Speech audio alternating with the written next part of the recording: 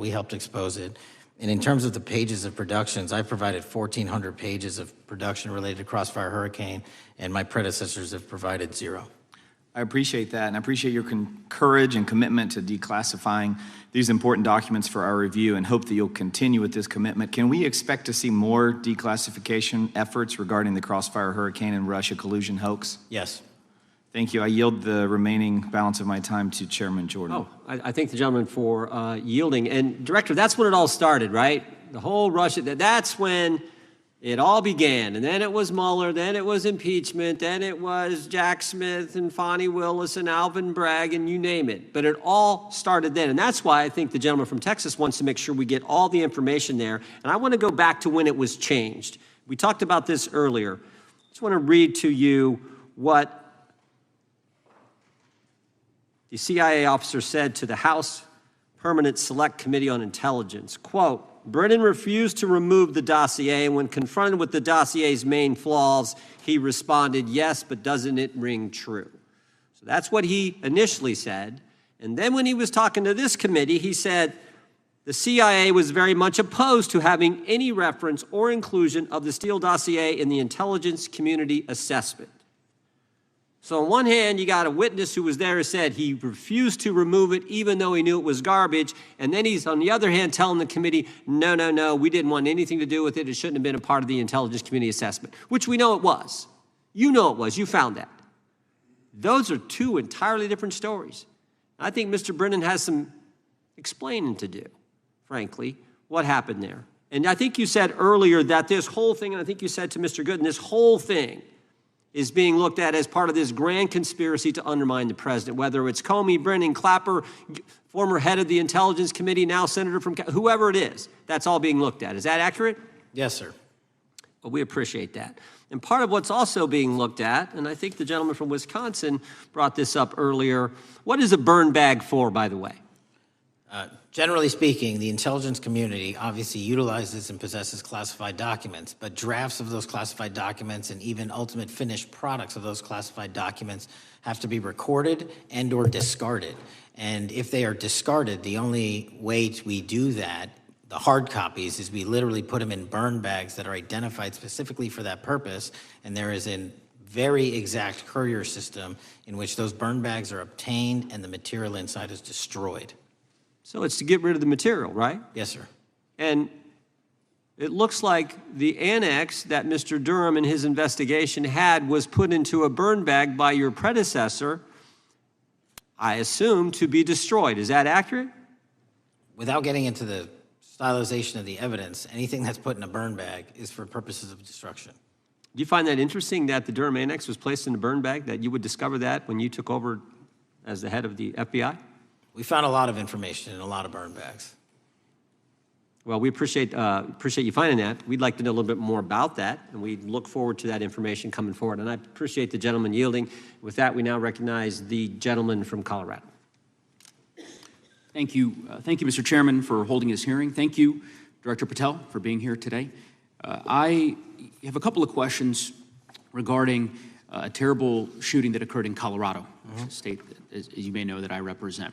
You've testified previously about, I think, what you would describe as your efforts to provide more information regarding the investigation with respect to the horrific assassination of Mr. Kirk. And so, in that same vein, I'm hoping you can provide this committee and my constituents in Colorado with some clarity. Absolutely. I think, as my colleagues know, in Evergreen, Colorado, Jefferson County, a county that I proudly represent, at Evergreen High School, a shooter ultimately injured. 2 students were praying for their swift recovery. There's an article here from Colorado Public Radio. The title is, quote, FBI was already investigating an account that may have been linked to the Evergreen shooter. You're familiar with the circumstances generally, Director, regarding this terrible tragedy. Yes. So my understanding from the public reporting is that an organization reported to the FBI in July of this year regarding, just reading here from the article, that the FBI opened an assessment into a social media account user whose identity was unknown and who was discussing the planning of a mass shooting with threats nonspecific in nature. This is the FBI's statement to the press. And that the FBI continued to work this assessment investigation to identify the name and location of the user up until September 10th, 2025, which was the day of the tragedy. Can you provide us some clarity on what were the impediments to finding, the account user, and maybe describe in greater detail the FBI's work in that regard? Generally speaking, yes, because I know even though the shooter's deceased, the investigation we're not done. Sure. And so the impediments to finding these individuals, and you highlight a great point. We had 2 huge tragedies in the span of days in this country, the school shooting in Evergreen, Colorado being one of them. And proactively going out onto these social media platforms, which are so large, is our biggest impediment. And we need to rely on the service providers. There's actual legislation, I can't remember the name of it, that's up for renewal, which will, and I think at the end of the month, which gives service providers the ability to report that information in from their end without liability. We need that to continue, because while the FBI has so many people and the police are great at doing it, there's just too many platforms to cover down on. Well, I appreciate that, Director Patel, and I think we're certainly, I'm interested in continuing this conversation, because I think the reporting suggests that there's a pattern, and that ultimately, we want to make sure that law enforcement is able to prevent this kind of tragedy from happening in the future. I have a question. It's not meant as a gotcha question, so it just frame it there. But it is in regards to some reporting around a periodic transaction report that you had filed earlier, this year. So this is in July, pursuant to the ethical obligations as a senior executive official. You remember filing that in July?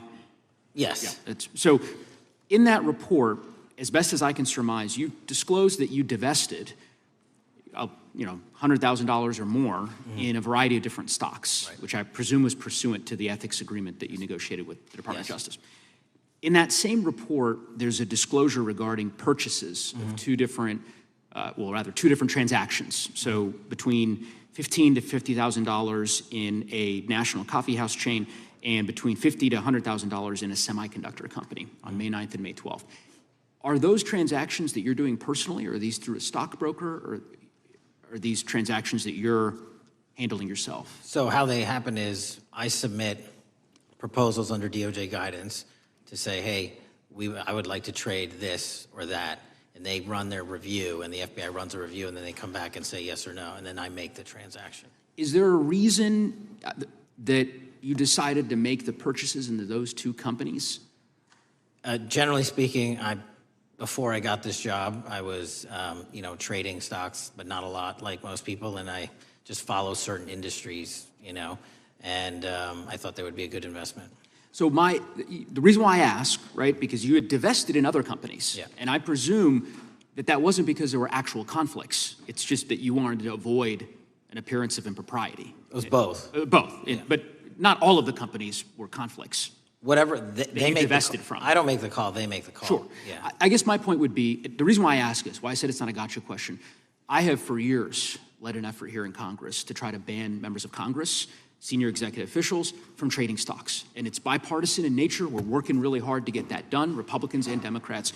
And you can understand, I think, given your role, given the nature of the position that you hold as the leader of the largest law enforcement agency in our country, that divesting entirely, not doing day trading now, I think would be something that would be in the interest of the American people. So I just would hope you would consider that, and that moving forward, that perhaps not purchasing stocks in individual companies, I would think would be something that would be worth pursuing.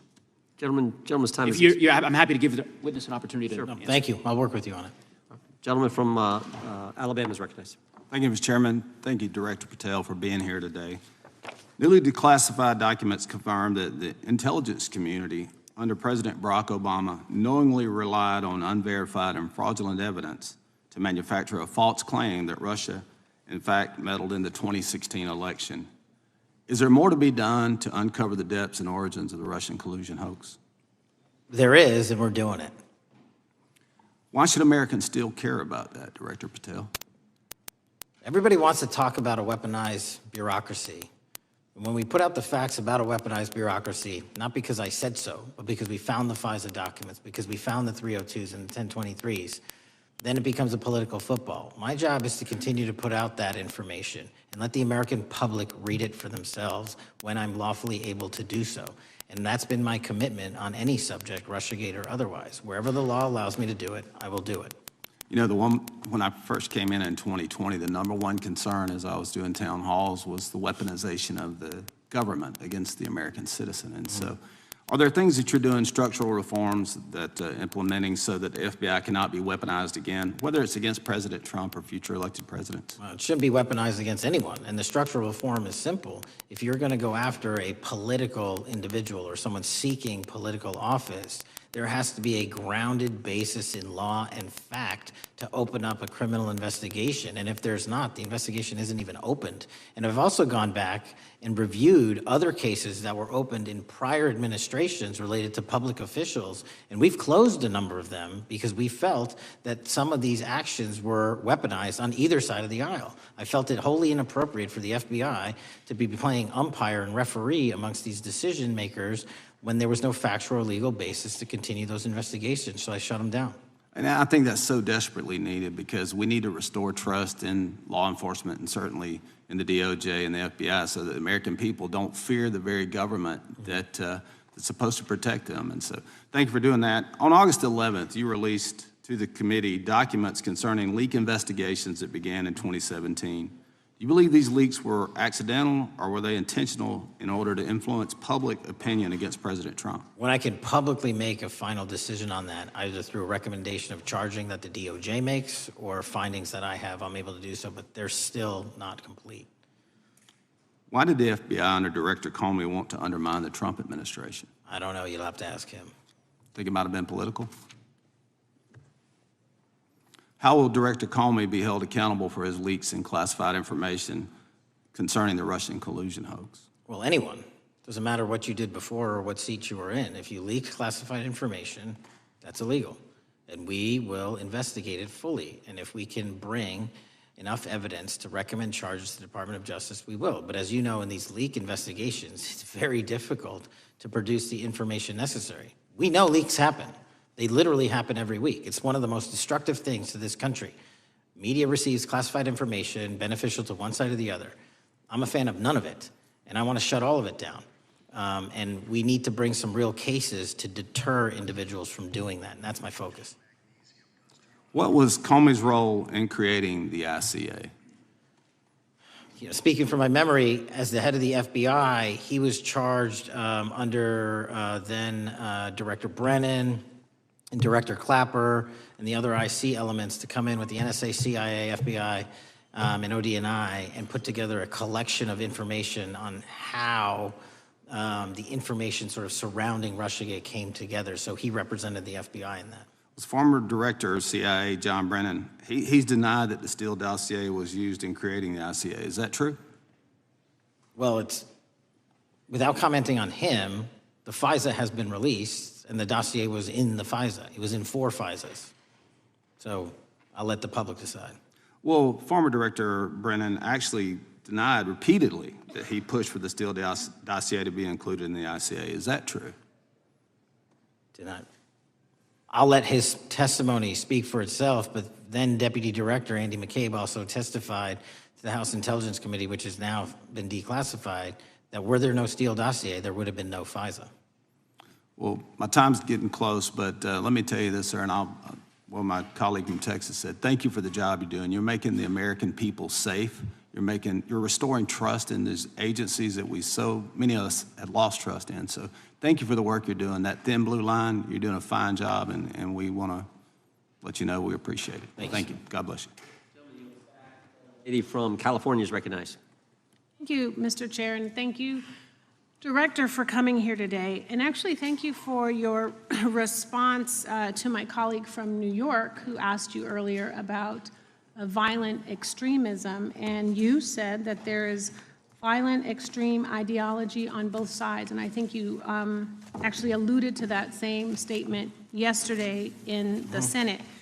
So I too have some questions I'd like to ask you. These are not gotcha questions, and just deny, please, what you deem to be false. So Dylan Roof, who followed white supremacist propaganda, murdered 9 black parishioners in Charleston in 2015. Do you deny this? I'm sorry. Dylan Ruth? Roof? Roof? Can you give me some more information? You're head of the FBI, you probably know this. If you don't know, that's fine. If you can give me a reminder, I've got a lot in front of me. It was national news. Robert Bowers murdered 11 Jewish worshipers in Pittsburgh in 2018. I do remember that. And it was the deadliest anti-Semitic attack. So do you admit that that happened? I'm not saying the other thing didn't happen. I'm just asking for a little information. Patrick Cruces, who posted a manifesto about a Hispanic invasion, walked into a Walmart in El Paso, Texas in 2019 and began firing. He murdered 23 people that day, and the youngest was 15. Do you admit or deny that that happened? I'll take your presentation as accurate.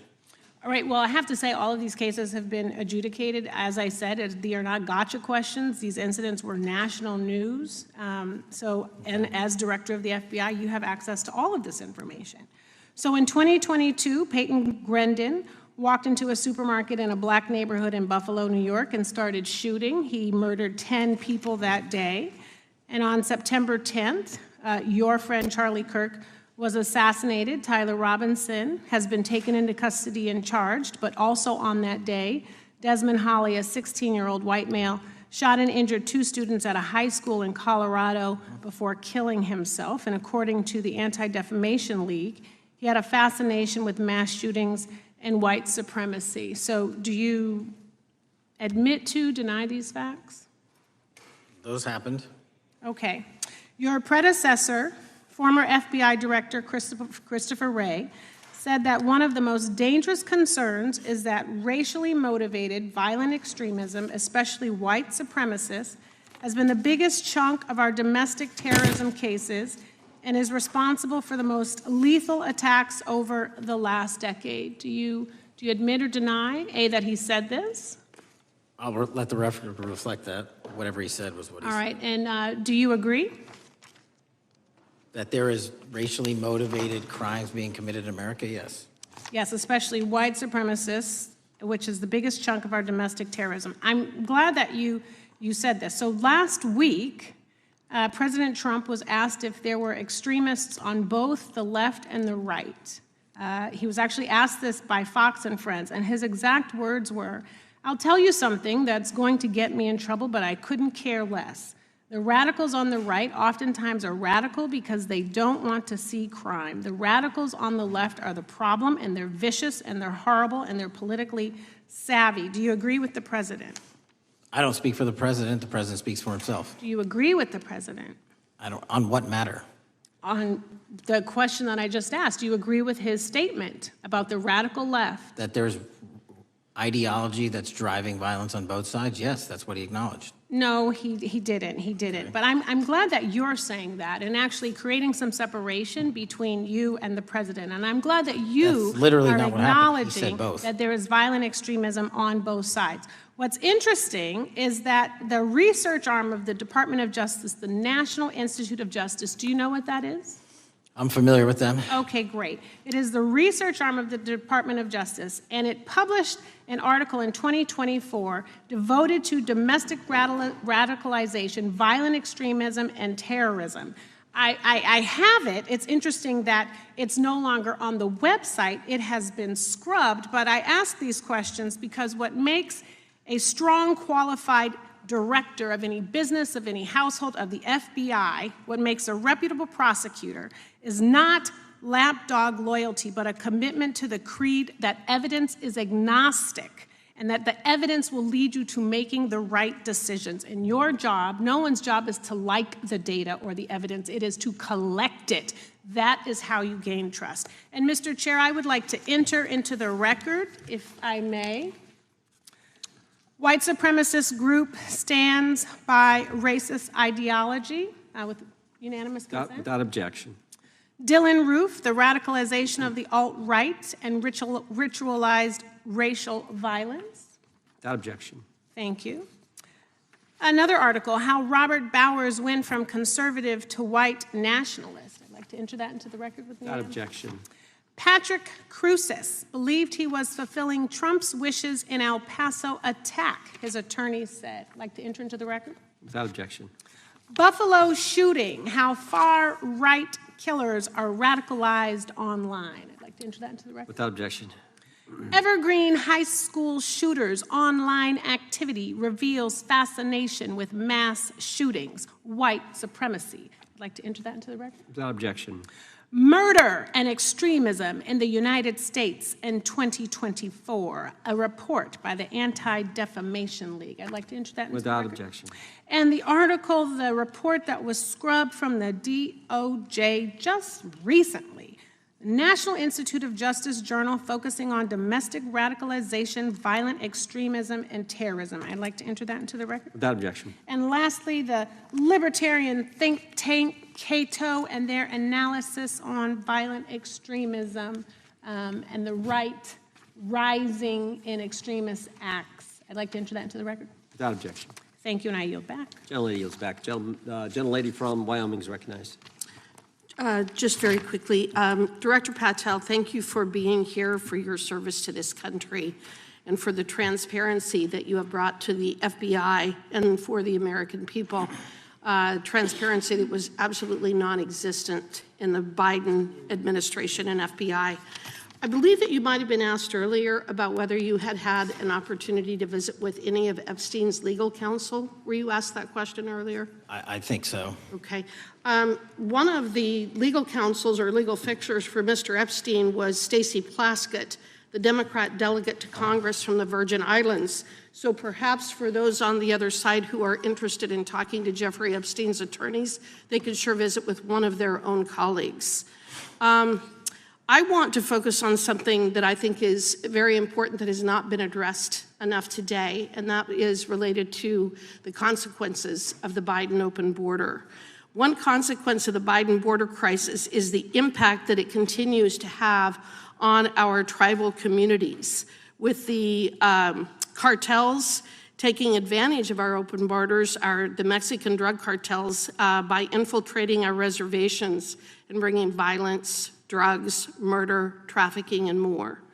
Last year, when I questioned the Attorney General Garland about what the DOJ was doing to protect these communities, he simply deflected responsibility and said that Congress had not appropriated sufficient resources for them to be able to protect our tribal communities. Mr. Patel, what is the Trump FBI doing to counter the drug cartel infiltration and other violent crime targeting our Native American communities? Thank you. It only took more than half of this proceeding to talk about one of the priorities that the FBI has, which is crimes on tribal lands. Every single crime that we have been talking about, whether it's child predators, human trafficking, narco traffickers, murder, they all happen on tribal lands as well. And I've said since the beginning, it is a priority, which is why we launched Operation Not Forgotten on tribal lands. And I'm the first FBI director to meet with the staff and tribal leaders here in Washington, D.C. and elsewhere, and invited them into my office and headquarters to see them, because I need engagement with tribal leadership, and I need our police and FBI agents to be engaging with tribal leadership. Otherwise, we're not going to break through. We have 1,900 Indian country cases open right now. We've got 600 indictments this year alone. We cannot forget tribal lands. Every single one of those people lives in the United States of America, and it is an absolute priority to protect them and their children just as it is anyone else. So I think it's fair to say that what Mary Garland testified to, that the FBI and DOJ did not have the resources to address that. I think that was an absolutely false statement. Would you agree with me? It's a decision by him not to do so. That's not my decision. At the end of August, the U.S. Attorney and FBI announced that nearly 100 personnel representing members of the Safe Trails Task Force operated near Wyoming's Wind River Reservation to assist with reducing drug trafficking and illegal guns. Director Patel, you have routinely stated that it is your mission to partner with and strengthen local and state law enforcement partners. How does the task force and other FBI efforts bring tribal law enforcement into this process? The major problem with tribal lands is the sheer tyranny of geography and the amount of coverage that they have on land versus the personnel they have to do it. So what we've done is constantly surge resources to tribal lands across this country on a 30, 60, 90-day rotating basis, reporting back to us saying, Who needs more? And what we found is that most of these lands can be assisted by our counter-UAS program, our drone capabilities, and we're going to do it because what's happening is the Mexican drug cartels are literally flying overhead, dropping their cargo, their narcotics onto this land where no one's looking, and then it's being disseminated to children, to youth, to adults on that land, and killing them. And we got to stop it before it gets dropped off. Well, and your testimony proves that the Biden administration did not lack the resources to address drug and violent crime in tribal communities or around the United States. It instead expended and wasted these resources investigating parents, Catholics, we now find out Turning Point USA, the RNC, and Republican organizations, rather than protecting our Native Americans by closing the border. Is that fair? I think so. Wonderful, thank you. And I do appreciate the work that you've done in this regard. I was previously the chairman of the subcommittee on Indian and Insular Affairs with the Natural Resources Committee, and safety and security on our reservations and for our tribal members has been one of our priorities, one of my priorities, and I very much appreciate the work that the FBI has done. Let me know if there's anything else I can do to help you, and with that, I yield back. I will, ma'am. Gentlelady yields back. The gentlelady from Georgia is recognized.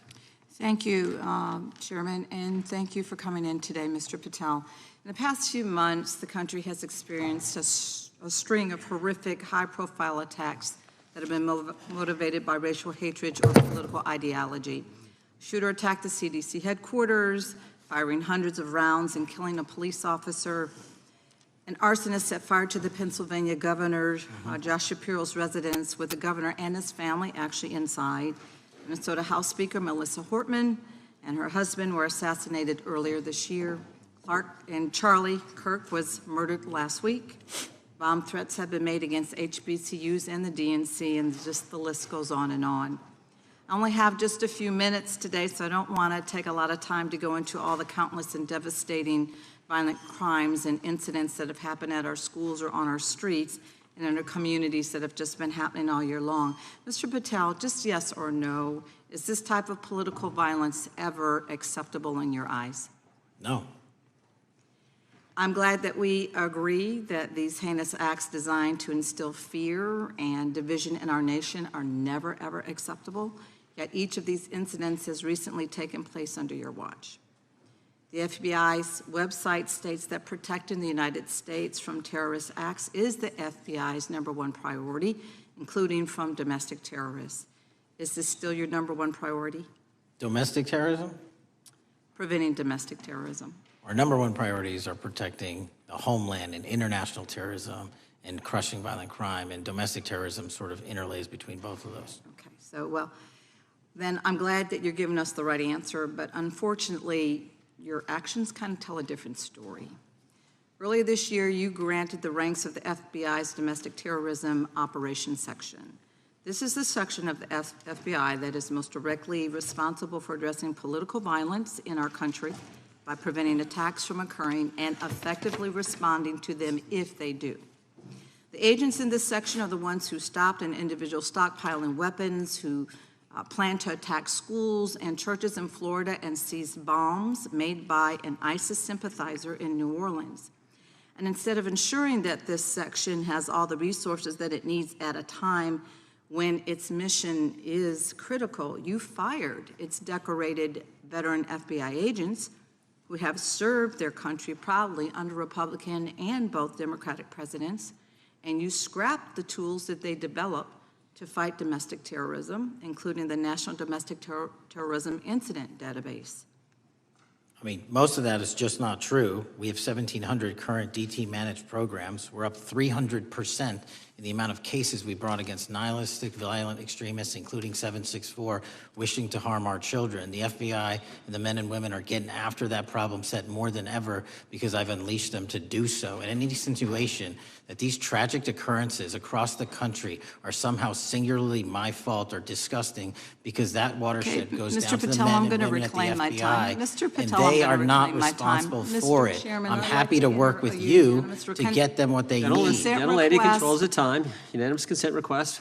She'll state a request. Thank you very much. Into the record, an article from Reuters titled FBI Scales Back Staffing, Tracking of Domestic Terrorism, Probes Sources Say. Thank you very much. Without I objection. appreciate that. So, Mr. Patel, and it isn't just the domestic terrorism operations section. Under your watch, agents are fully diverting their attention to these anti-immigrant and city takeover operations, leaving our children vulnerable to dangerous networks of online predators, both domestic and international. You pulled more than 120 FBI agents from their normal duties to operate sobriety checks and conduct traffic stops, exposing the FBI's fleet of unmarked cars and thereby making it harder for the FBI to combat violent criminal gangs, foreign intelligence services, and drug traffickers in the process. That's simply not true. If we were not able to do two things at one time, how would we be Patel, I seizing reclaim record my amounts of time. I reclaim my fentanyl? time. 23,000 Chairman, I'd like to violent enter felons have into been the arrested. Time belongs to the gentlelady. More than twice as many as Consent last Time request. belongs to the gentlelady from Georgia. Thank you very much. And this request basically is, it is an article from Reuters, which quotes law enforcement officers familiar with agents who once covered child exploitation cases, but now focus on immigration child exclusive.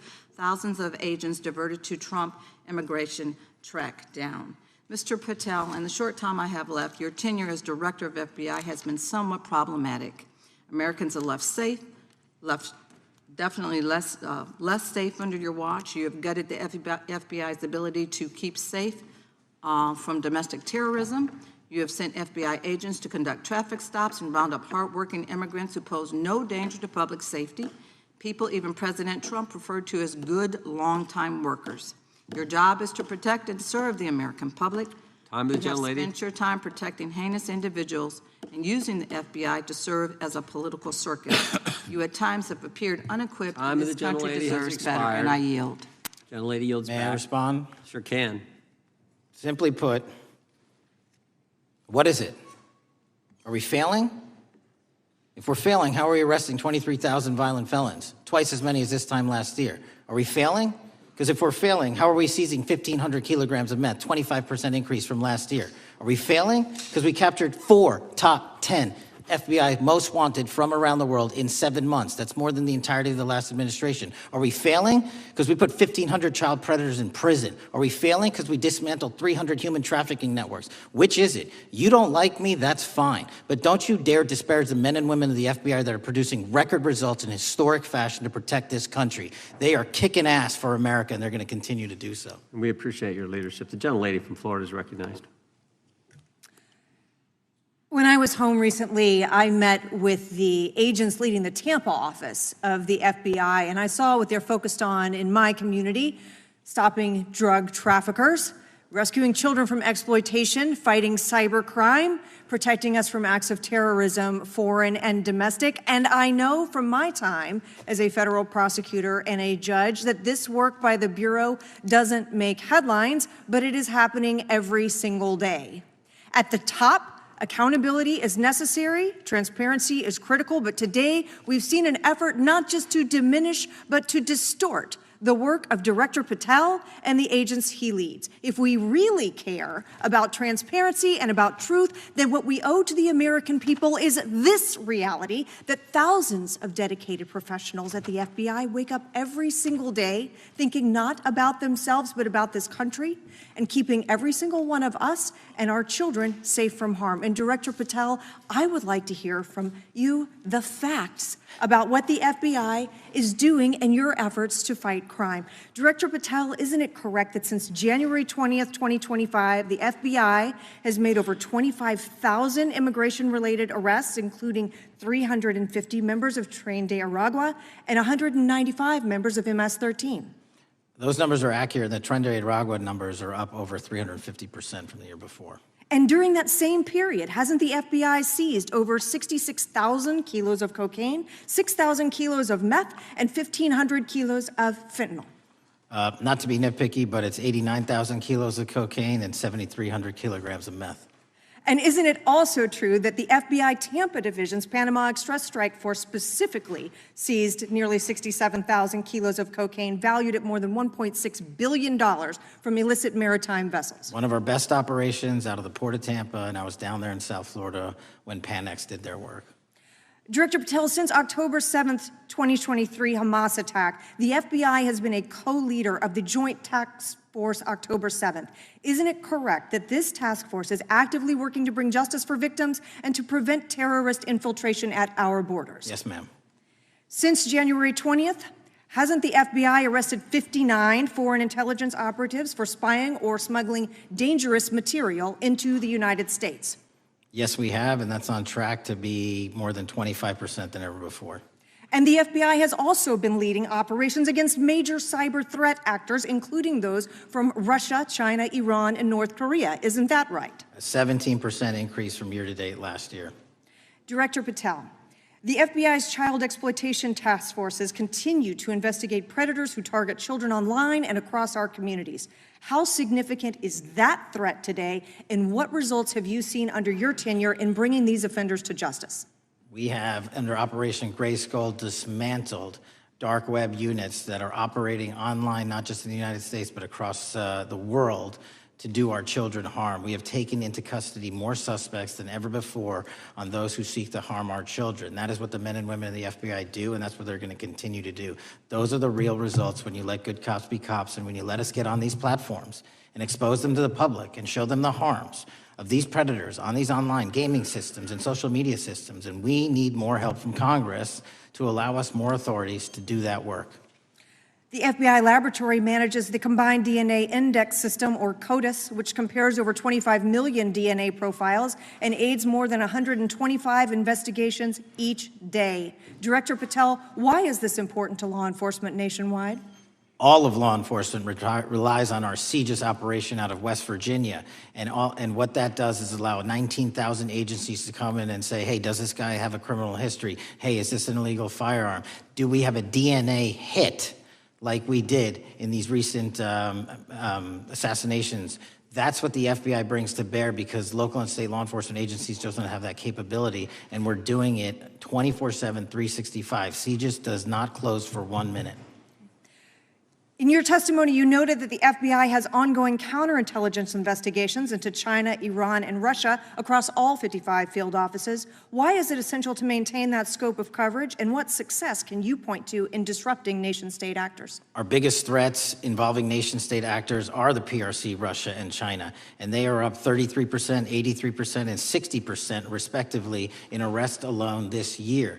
Those nation-state actors wish to do harm in our infrastructure, our critical infrastructure system, our energy, our water supply, and also go after and target individuals and senior citizens and take their money through online pig butchering schemes, which we've exposed in Cambodia by way of the CCP. This is groundbreaking work that the American public should be seeing that their FBI is doing, and I'm happy to have the opportunity to report on it. Thank you, Director Patel. I yield back. Gentlelady yields back. The gentlelady from Mr. Chairman, I have a couple. Unanimous consent. Thank you so much. I appreciate it. In response to Mr. Patel's making the remarks that that maybe our colleagues are disparaging the men and women of the FBI, I'd like to enter the record 3 unanimous consent requests. One is entitled FBI using polygraphs to test officials' loyalty. The second is Kash Patel knowingly broke law when firing top officials, lawsuit alleges, published by NBC. And the third is FBI forces out more leaders, including ex-director who fought Trump, demand for January 6 agents' names. Without objection. Thank you. Gentlelady from Vermont's recognized. Thank you, Mr. Chair. Director Patel, thank you for being with us today. Appreciate your time. Let me say at the top, political violence should have no place in this country, and I strongly, unequivocally condemn the killing of Charlie Kirk last week. And this is exactly the kind of case that warrants a swift and thorough investigation by the FBI.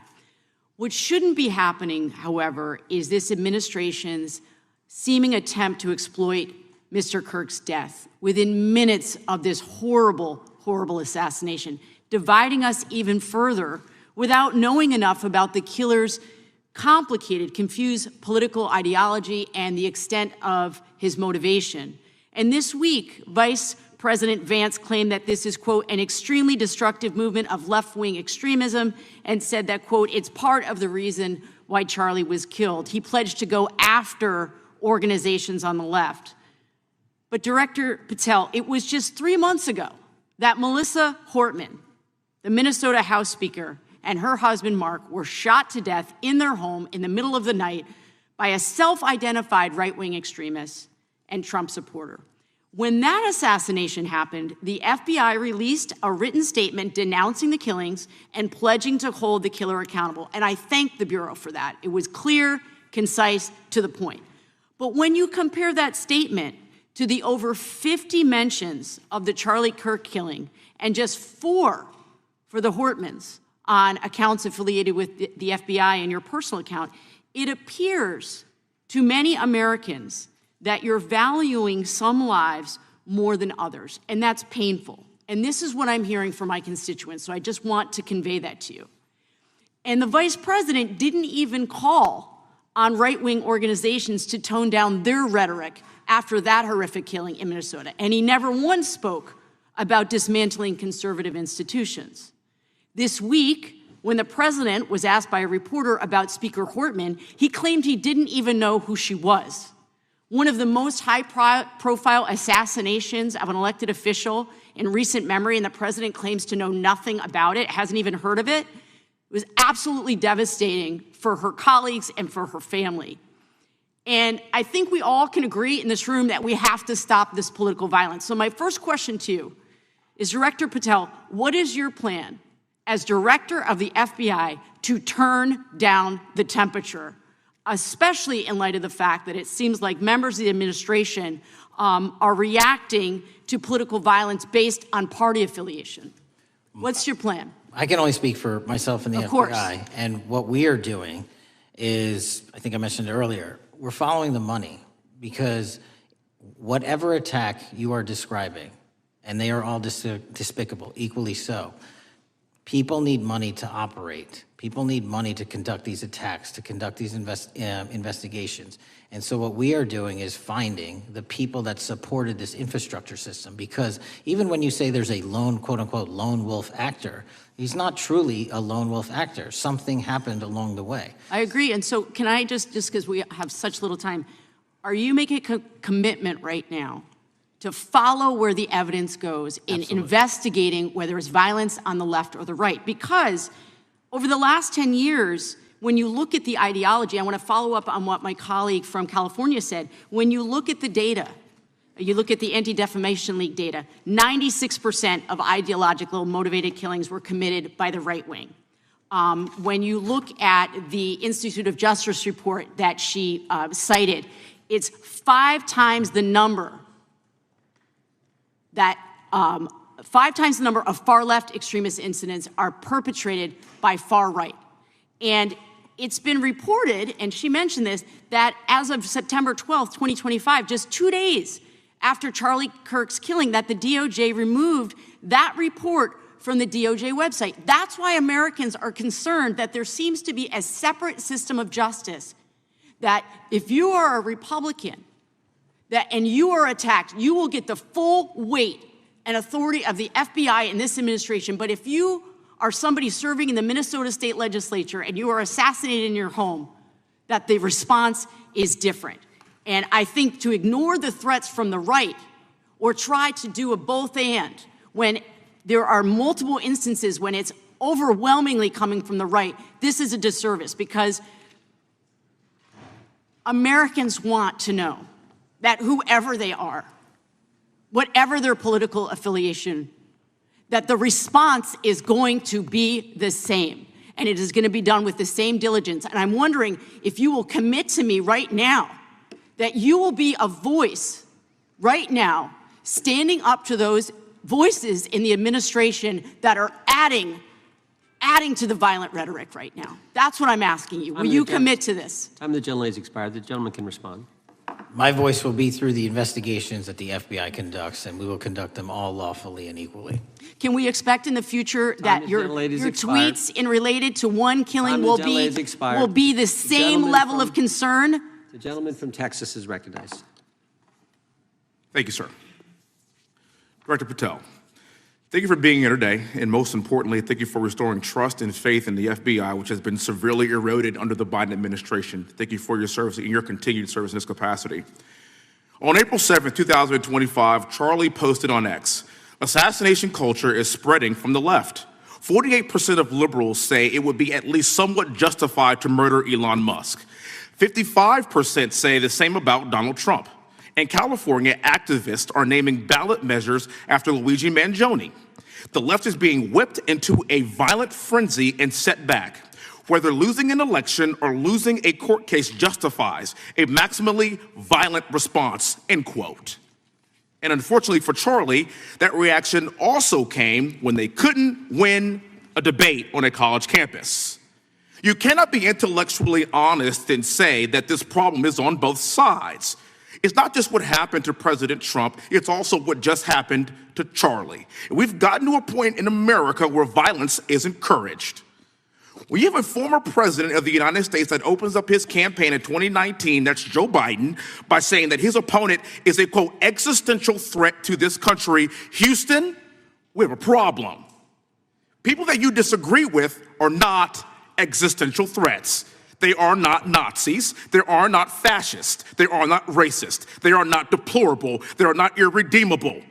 They are your fellow Americans who have a different perspective on how government should run and what government should look like. Whether or not we should have strong sovereign borders, whether or not we should have safe communities, whether or not we should have places to worship our God and not worry about being shot, whether or not we live in communities and cities that are not overwhelmed by drugs and crime, whether or not we have two genders, and whether or not we have common sense in our policies and our values. And people that believe these things are not existential threats. I happen to be one of these people that believes all of the above, and as someone that served this country in combat, I can assure you I am not an existential threat to this country because I swore to protect her. I also want to point out, how many cities have you seen burned to the ground since Charlie Kirk's death? 0. No summer of love, no riots, no nothing, no looting, no killing, none.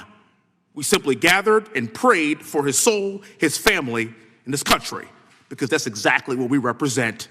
And while we might be angry, this righteous anger will carry on Charlie's message and legacy. I want everybody to know something very simple.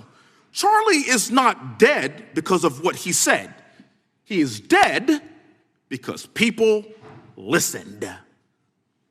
My time is limited, so I have a few questions for you, sir. And again, thank you very much for being here. I really appreciate your time and your service.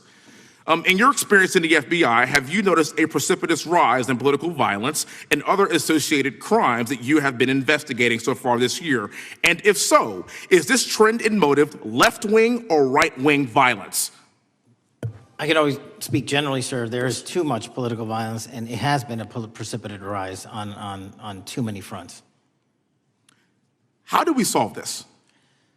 We solve this by giving the FBI more authorities to go into and work with the private sector. There are too many online platforms. There are too many social media platforms. There are too many gaming platforms. There are too many places for people from America and around the world to get together without their parents knowing anything about it, without their school teachers knowing anything about it, and infesting the minds of our children and infecting them with radical ideology, and that is the root cause of these problems, and we must tackle it. It is not a 1950s America anymore. In 2025, the cyberspace needs to be tackled. Thank you. Switching gears, when your predecessor sat right there in that seat a couple of years, last year in a committee hearing, I asked him a very detailed question about Matthew Thomas Crooks, the shooter responsible for the assassination attempt on President Trump's life. I did get an answer from Chris Wray that day, and I submitted written questions to the FBI and into the record of this committee, and I want to resubmit those questions today because I think we are still awaiting answers to those questions. So, Mr. Chairman, I'd like to submit them for the record, please. I'd like to ask you, sir, and the FBI, under your leadership, would you please respond to these questions, and can you commit to doing that? As soon as the trial's over. Thank you very much. I will end with this. Charlie Kirk is not dead because of what he said. Charlie Kirk is dead because people listened. He set up a tent that said, "Prove me wrong," and exercised his First Amendment right. That's all he did. And we will continue to do so in this country in order to preserve this constitutional republic. And with that, I yield back. Thank you. Gentleman yields back. The gentleman from Florida is recognized. Thank you, Mr. Chairman. Before I begin, I want to caution my colleagues on, one-sided violence in this country. We just heard that there were no riots on the right. We're literally sitting in the building where there was a giant riot by supporters of the president, the right. We also heard that only leftists, have said that Trump is a Nazi. In 2016, the current vice president of the United States said, Trump is either a cynical asshole or he's America's Hitler. And so this is the problem. I don't want to have to say this garbage, but you want me to sit here and get painted with one brush, the whole left. No, there are extremes on the left, and there are extremes on the right. And we collectively should tackle that. But to come here and just look at us and say we all support what's going on in the extremes is why we can't solve anything in this building. Director, let me say first, thank you for being here, and my condolences on the loss of your friend. And I'm happy to hear that you want to do more on the social media platforms. It's crazy what's going on the social media platforms. There are so many conspiracy theories on what's going on with Charlie Kirk. Israel assassinated him, right? There are conspiracy theories about your personal social life all day. It is totally rampant. Big names on the right, Candace Owens, right? Talking about how what's been released as far as the dialogue between the perpetrator and his roommate is manufactured by the FBI, manufactured by the administration. It is totally rampant, allowing foreign governments to just perpetrate these platforms, all of these bots, all of the time to weaponize Americans. You see what's going on here? This is a byproduct of all of that. What's going on in the streets is a byproduct of all of that. What's happening is you see people celebrate Luigi Mangione is a byproduct of all of that. And so if we want to do something, then we should talk about Section 230. We should talk about how we're going to make sure that we don't let foreign governments poison our children's mind. And so I will work with you on that, Director. I'll work with you on 230 any day. No problem. So now, that was the good part. I want to take your attention back a second, okay? Breaking news. Kash Patel is nominated to be the FBI director. Dan Bongino is nominated to be the number 2 at the FBI. MAGA celebrates, rejoices, bells are ringing out. The team, Patel, Bongino, that sought out every podcast microphone to talk about the Epstein list. The names are finally going to get released. It begins. They produce white binders. Phase 1 with the podcasters. This is not actually one of them, of course. I made this. Your name's on it, right? And the names are going to come out. Pam Bondi says the list is on her desk. Then a memo comes out all of a sudden and says, there's no list. Oh, no phase 2. Phase 2 binders never happen. You said the conspiracy theories around Epstein just aren't true. They never have been. And yesterday, in an answer to Senator Kennedy, you said the FBI is not in possession of any credible evidence that Epstein trafficked girls to anyone but himself. So according to your testimony yesterday and in this committee, according to the evidence the FBI has, the number of names on the list are 0. No, zero. The index has been released, and the number of people involved in that trafficking operation were charged in 2018. Other than Epstein and Ghislaine Maxwell, your testimony in the Senate and here is that according to the evidence you have, the number of other names is 0. That were charged based on credible evidence. Well, who are the other names? Give me the other names that weren't charged. We are not releasing the names of anyone because the Department of Justice never does that of anyone that didn't have any credible information to attack them. Let me move forward. The president has, you've seen the picture of the woman's body with the writing and the president's signature. The president says that's not his, okay? President says it's not his. The Republican colleagues say it's not his. The administration say it's not his. Will you be opening up an investigation into the Epstein estate for putting out a fake document with the president's signature linking him to the world's largest pedophile ring? Will you be opening that investigation into that? On what basis? On what basis? They literally put out a fake document according to the president with a fake signature. It's a forgery. of the President of the United States signature. That's the basis. Sure, I'll do it. Okay, I look forward to that investigation. Am I over? Thank you, Mr. Chairman. I appreciate your diligence. Gentleman's time has expired. Chair now recognizes the gentleman from California. Director Patel, as you know, my state, California, is home to the worst public infrastructure failure in U.S. history, known as California High-Speed Rail, although the name is probably a misnomer.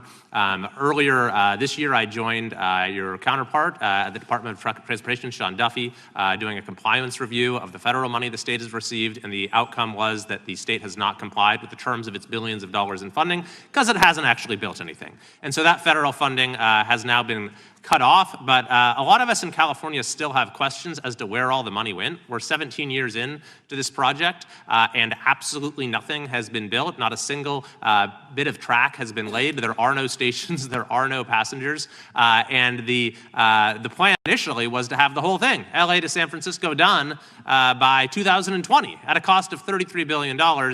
Yet here we are in 2025, nothing has been built. And according to the New York Times, the project won't even be completed this century, and the total cost is now estimated to be over $130 billion. So I just wanted to ask you, do you think this is something that bears scrutiny, or can you confirm whether there's any kind of investigation going on at the FBI?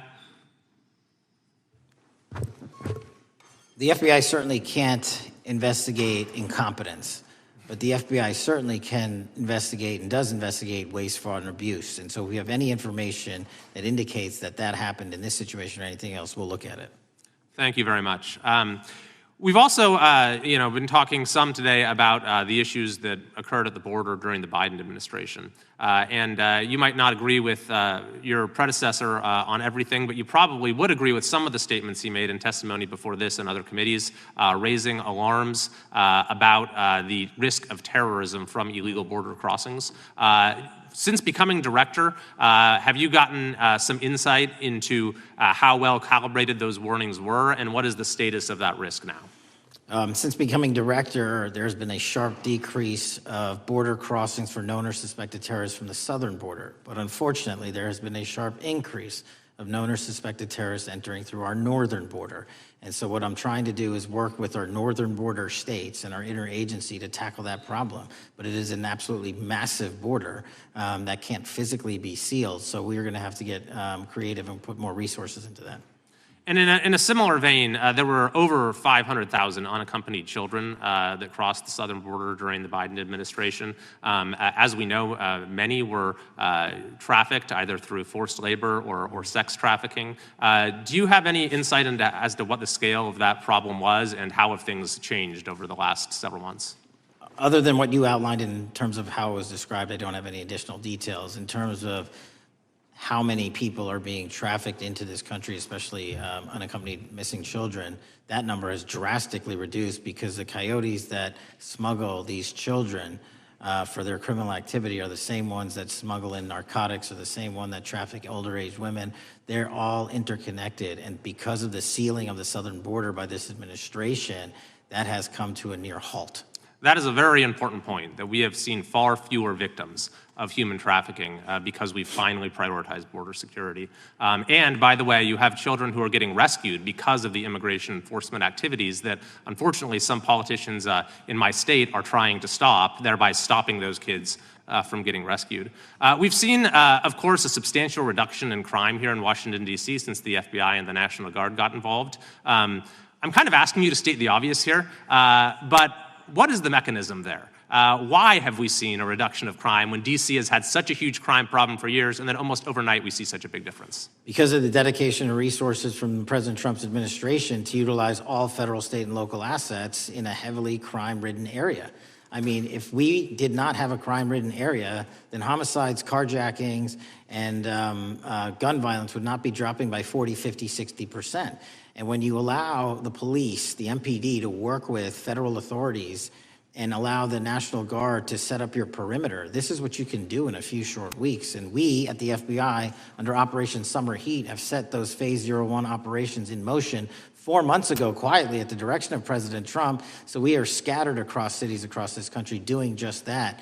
But we're going to need more help to complete the job.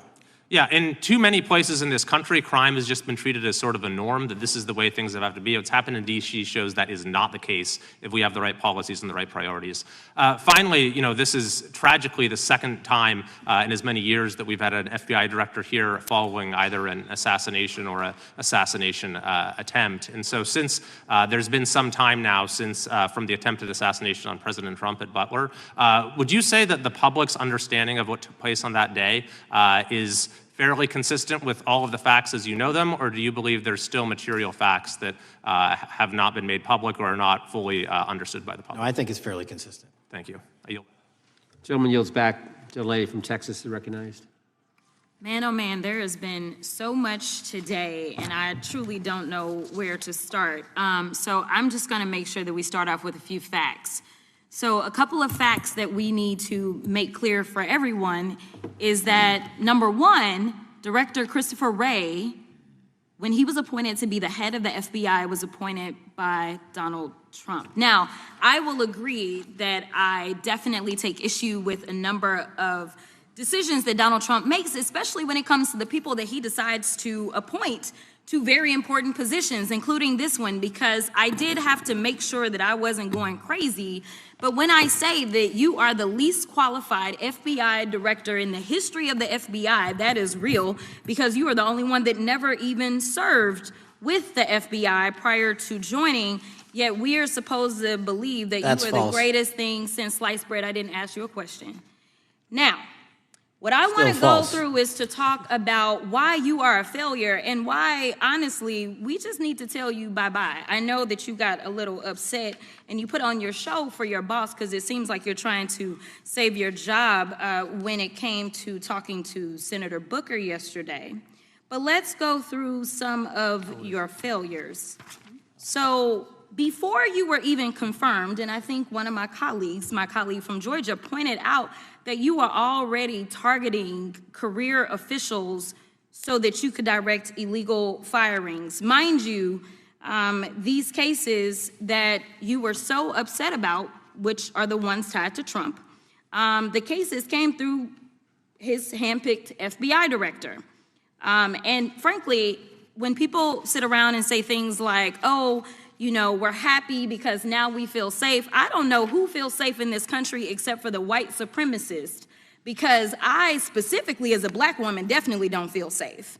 And frankly, my colleagues have been real nice to you today, and I applaud them, but I don't have the same demeanor because I know that multiple colleagues on this side of the aisle have faced death threats. In fact, somebody tried to kill one of my colleagues.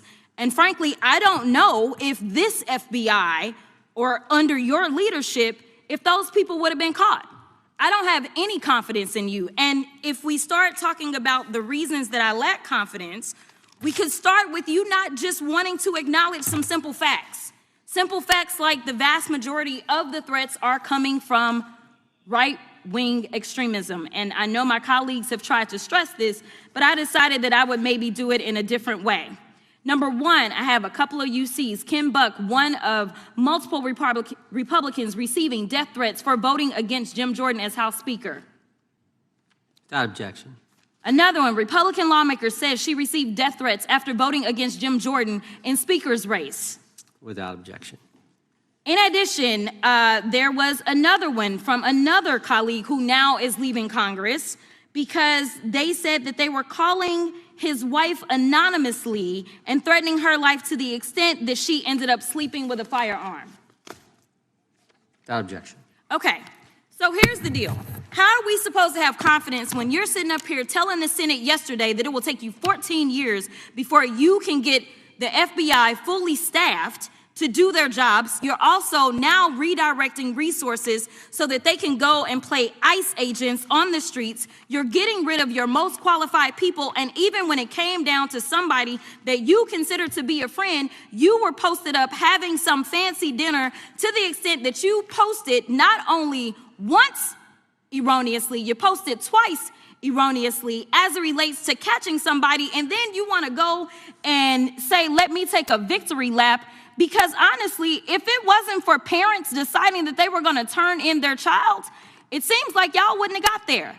even though he literally confessed online. So I'm confused about what it is that the FBI is doing except for trying to put on a show for the apprentice or whatever you want to call him. The day after all of this took place, there was domestic terrorism that was taking place at HBCUs. They were targeted. Yet I didn't hear anything from the FBI about what was going on. And again, black people kept saying, how did we end up in this? Because the numbers are so very clear that white supremacy is a problem. And honestly, I've not heard anything out of you today that makes me believe that you're gonna do anything about the white supremacy problem. The one that is leading to children being killed, children being shot, as well as members of their community as they're worshiping in their churches. The time of the gentlelady has expired. If the gentleman would like to respond to any of that. Well, I mean, I'll respond. Kash Patel, as I said when I introduced him, public defender, former prosecutor, top staffer on the House Intelligence Committee, Deputy Director of National Intelligence with the National Security Council, Chief of Staff at the Department of Defense, and FBI Director. I think that's pretty good resume for the guy who's now running the top law enforcement agency in our country. And we've seen all the stats that he's given to the committee on how much better they're doing at getting the bad guys than the previous guy was doing. With that, I recognize the gentleman from South Carolina. Thank you, Mr. Chairman. Director Patel, I think you're witnessing some auditions, clickbait auditions for the Academy Award for my Democratic colleagues. We'll see how they fare as they're on MSNBC later on today. But do you care, before I launch into my line of questioning, to respond to Ms. Crockett from Texas on that very elaborate and theatric display? Here's what I've learned in my government service. I don't give a damn what they say about me as long as I'm succeeding in the mission. We're succeeding in the mission because the men and women of the FBI have never been empowered to do more work and to hit the streets harder than by President Trump's authorities and resources he's given us. And so all I care about is that we are capturing more child predators than ever before, taking more drugs off the streets than ever before, that we are capturing murderers at a significantly historic rate, and we're delivering this country the lowest murder rate in recorded history. That are facts that you cannot dispute. But you can come at me all you want. I don't care. Thank you, Director, for that, and we appreciate your service. We appreciate the results speak for themselves, I think, pretty plainly, and your commitment not only to results, but to transparency, so we do appreciate that. Director, who was John Durham?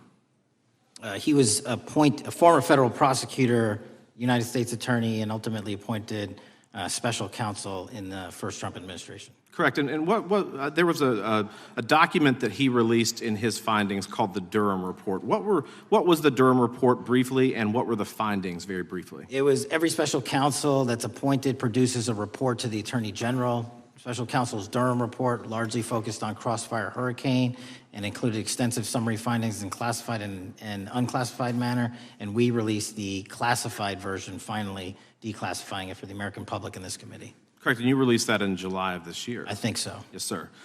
Isn't it true that in the classified Durham Annex, as it's referred to, that in 2016 the Obama administration obtained intelligence information from a source contained in two separate memoranda, one in January of 2016 and one in March? The two memoranda described confidential conversations between DNC Chair Debbie Wasserman Schultz and two individuals from the Soros Open Society Foundation. Isn't that true? As written in the report, I'll let it speak for itself. In the Durham Annex in January of 2016, the memorandum noted in part that President Barack Obama intended to scuttle the FBI's investigation into Hillary Clinton's private email server and mishandling of highly classified information during her time as Secretary of State. Isn't that found in the report? I believe so.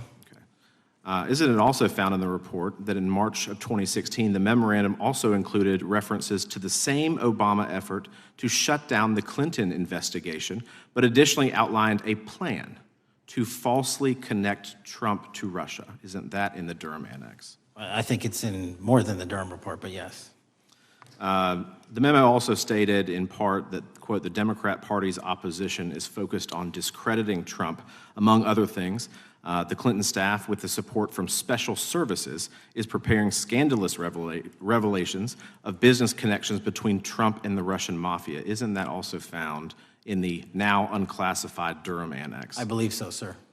According to the Durham Annex, based on analysis and translation of the intelligence, FBI analysts believed that special services could either mean the FBI or CIA, or the Trump dossier author Christopher Steele. Isn't that in the Durham Annex? I believe so, sir. When the Obama administration received intelligence in March of 2018, Fusion GPS was preparing open source opposition research regarding purported ties between Trump and Russians. The research was paid by the Clintons campaign and the DNC. Isn't that open source and also in the Durham Annex? I believe both. Okay. And so also in the Durham Annex, which I found interesting, was the potential campaign plan was shared with high-ranking career officials at DOJ. Isn't that in the Durham Annex? I believe so, sir. The Durham Annex describes that in July of 2016, emails allegedly between Leonard Bernardo, a senior vice president of George Soros's Open Society Foundation, included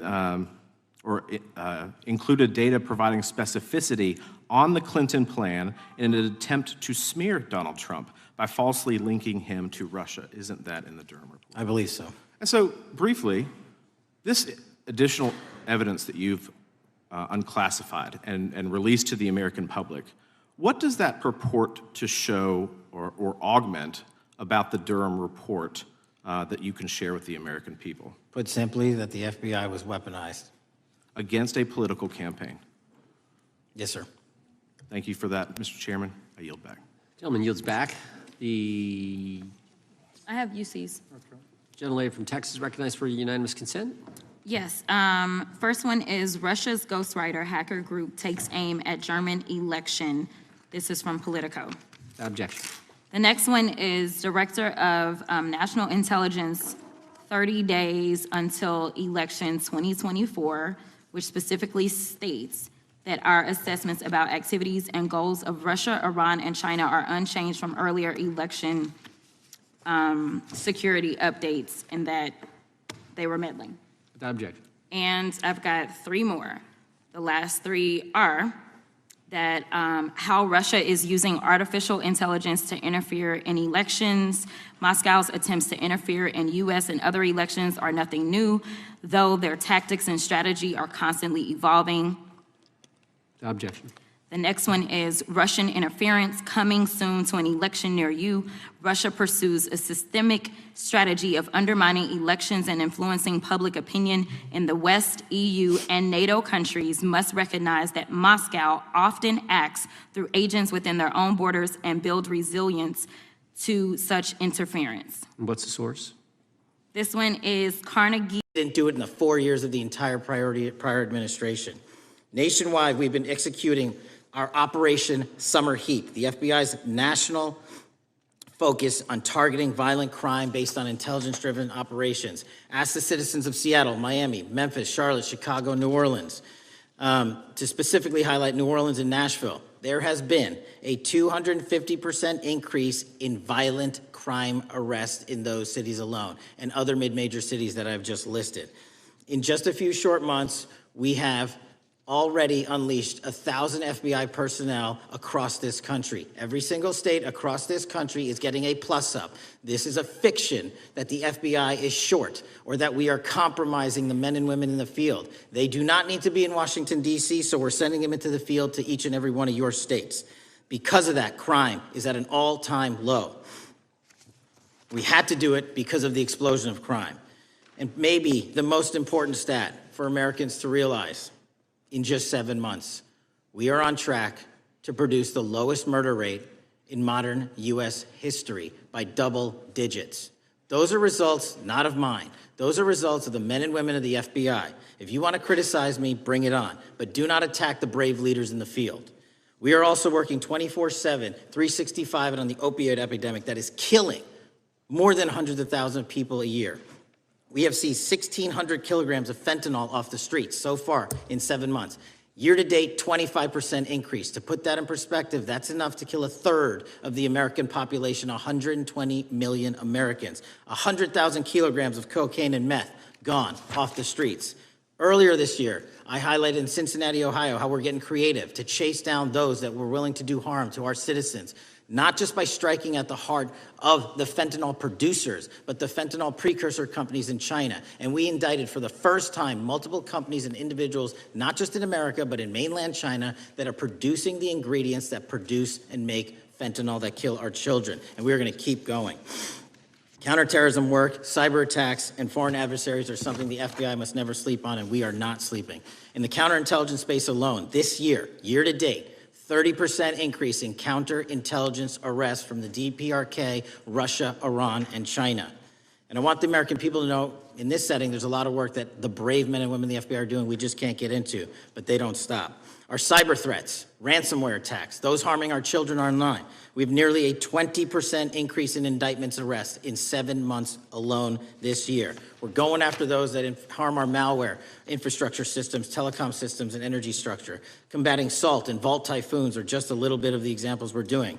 Maybe most importantly, under the counterterrorism and domestic terrorism umbrella, are nihilist, violent extremists, and those that label themselves 764, who wish to go online and convince children to maim and mutilate themselves and commit suicide.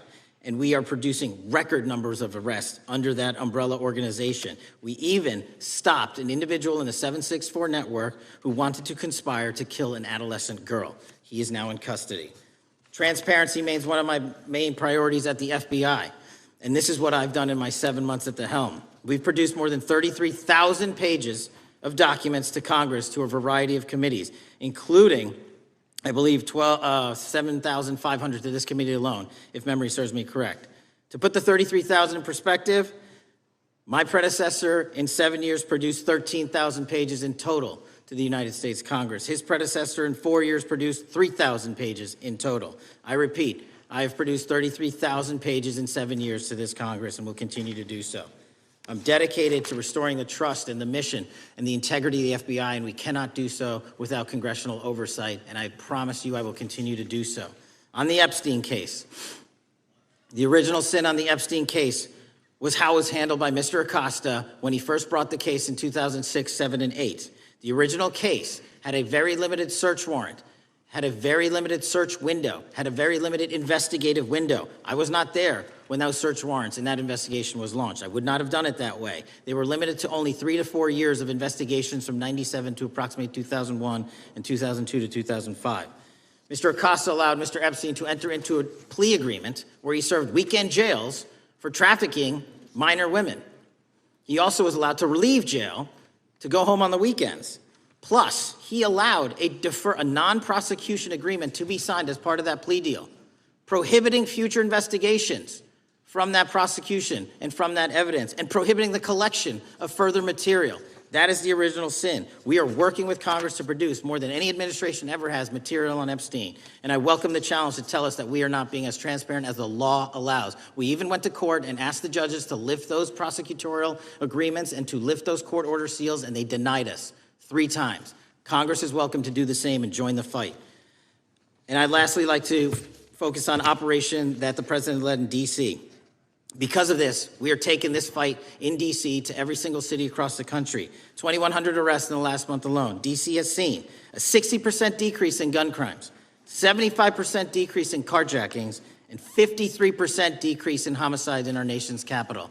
And rightly so. We're bringing that fight to the streets of America. I want to thank you for your support, and I'm proud to be the director that leads this FBI into a new headquarters building that they've needed for decades, saving the taxpayer $3.5 billion, and also providing our workforce a safe environment. If you don't know the calamity that is the Hoover Building, I invite each and every one of you to walk around. I'll give you a tour myself, and you can see where the cement falls on the heads of our employees that is only to be saved by netting.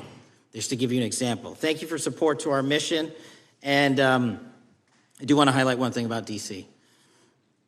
It's because the FBI gathered sources and evidence that we were able to, through our source network, identify the horrific murder of the D.C. intern, Eric Tarpinian. Mm-hmm. And I've spoken to his family, and we are working to bring them justice.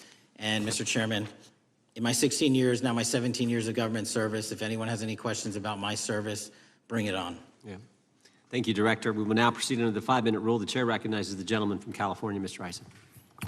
Director, delighted to have you here. You are a breath of fresh air. As you outlined, and I won't repeat it, the accomplishments, you did so with the same resources as your predecessor, roughly. Is that correct? I believe so, yes.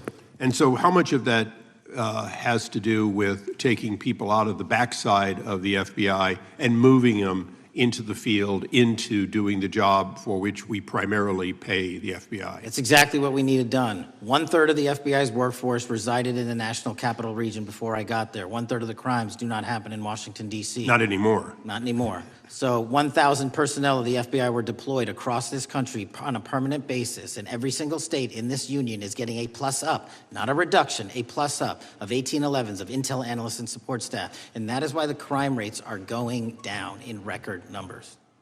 Thank you for doing that, and you know, it's perhaps the hardest thing for a bureaucrat to do is to lower the head count around them that support them, and I appreciate your willingness to do it different than your predecessor. A lot of what you covered earlier was the find, the discovery, and then the prosecution that is done by the DOJ. But I want to talk a little bit about the prevent side.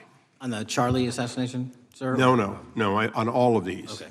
Okay, for example, and I'll bring it up before the Democrats bring it up, January 6th. January 6th, we now know, because of your find, that in fact there were people involved who were not just observers but participants who in fact, it's been alleged, and I personally believe, in fact, were part of promoting, perhaps even the one woman who died, encouraging her to walk through a door that led to her death. When you see that kind of activity, and you know it was done under predecessors with full knowledge, whether it's January 6th, where embedded people crossed the line, or any other activity, including obviously the Russian hoax that we're now dealing with up in, front and center. My question to you is, what can you or others do to prevent it from occurring again? Not on your watch, but on future watches. How can we know that this won't happen again the moment you leave the FBI? It's simple. What I'm doing through our leadership cadre is having FBI agents do what they were trained to do, not what they were not trained to do, not put them in situations that both harm them and the public. We're also utilizing our SORT networks and prioritizing the threat structure to go after the narco traffickers, the counterterrorism people, the counterintelligence threats, and the cyber threats. That's what they were trained to do, and that's what we're letting them do. One major question I have, after decades of doing this, on our side of it, both the chairman, myself, and others, both at oversight and here, have seen that the FBI and the Department of Justice hide behind non-statutory practices. Now, you've changed the interpretation of many of those practices. That's why we're getting the discovery that was previously withheld. How do we work together to make sure that we never again have false walls, non-statutory walls that say the Department of Justice has a prohibition about giving, quote, you fill in the blank, that has led to the chairman not seeing anything until you took over? I'm wedded to aggressive constitutional oversight. Having been a House congressional staffer, I know that is an important part of securing our democracy. And the way we make it an everlasting, enduring process is by showing the American people the results of what we are doing and the important work of this committee and putting it out to them so they can see government waste, fraud, and abuse. And then they can demand from our constituents and our electors that they want this process to continue. Last major question here. Some things are so sensitive that we both would agree they cannot be made public. Will you commit to this committee, when it is too sensitive to disclose, that you would at least make it available for in-camera review by the chairman and ranking members or others designated? I have done that, and I will continue to do that. Well, thank you, Mr. Chairman. This is a breath of fresh air. This is the beginning of what we need. But my questions today for the director are ones in which I believe that we do need to codify by agreement or by statute if necessary, the kind of openness and transparency that we're seeing from this administration, the kind of discovery that's allowing us to do our oversight properly. And I would hope that that be the follow-up to this, obviously along with the Attorney General. And I yield back my 4 seconds. Thank you. The gentleman yields back. The gentleman from New York is recognized.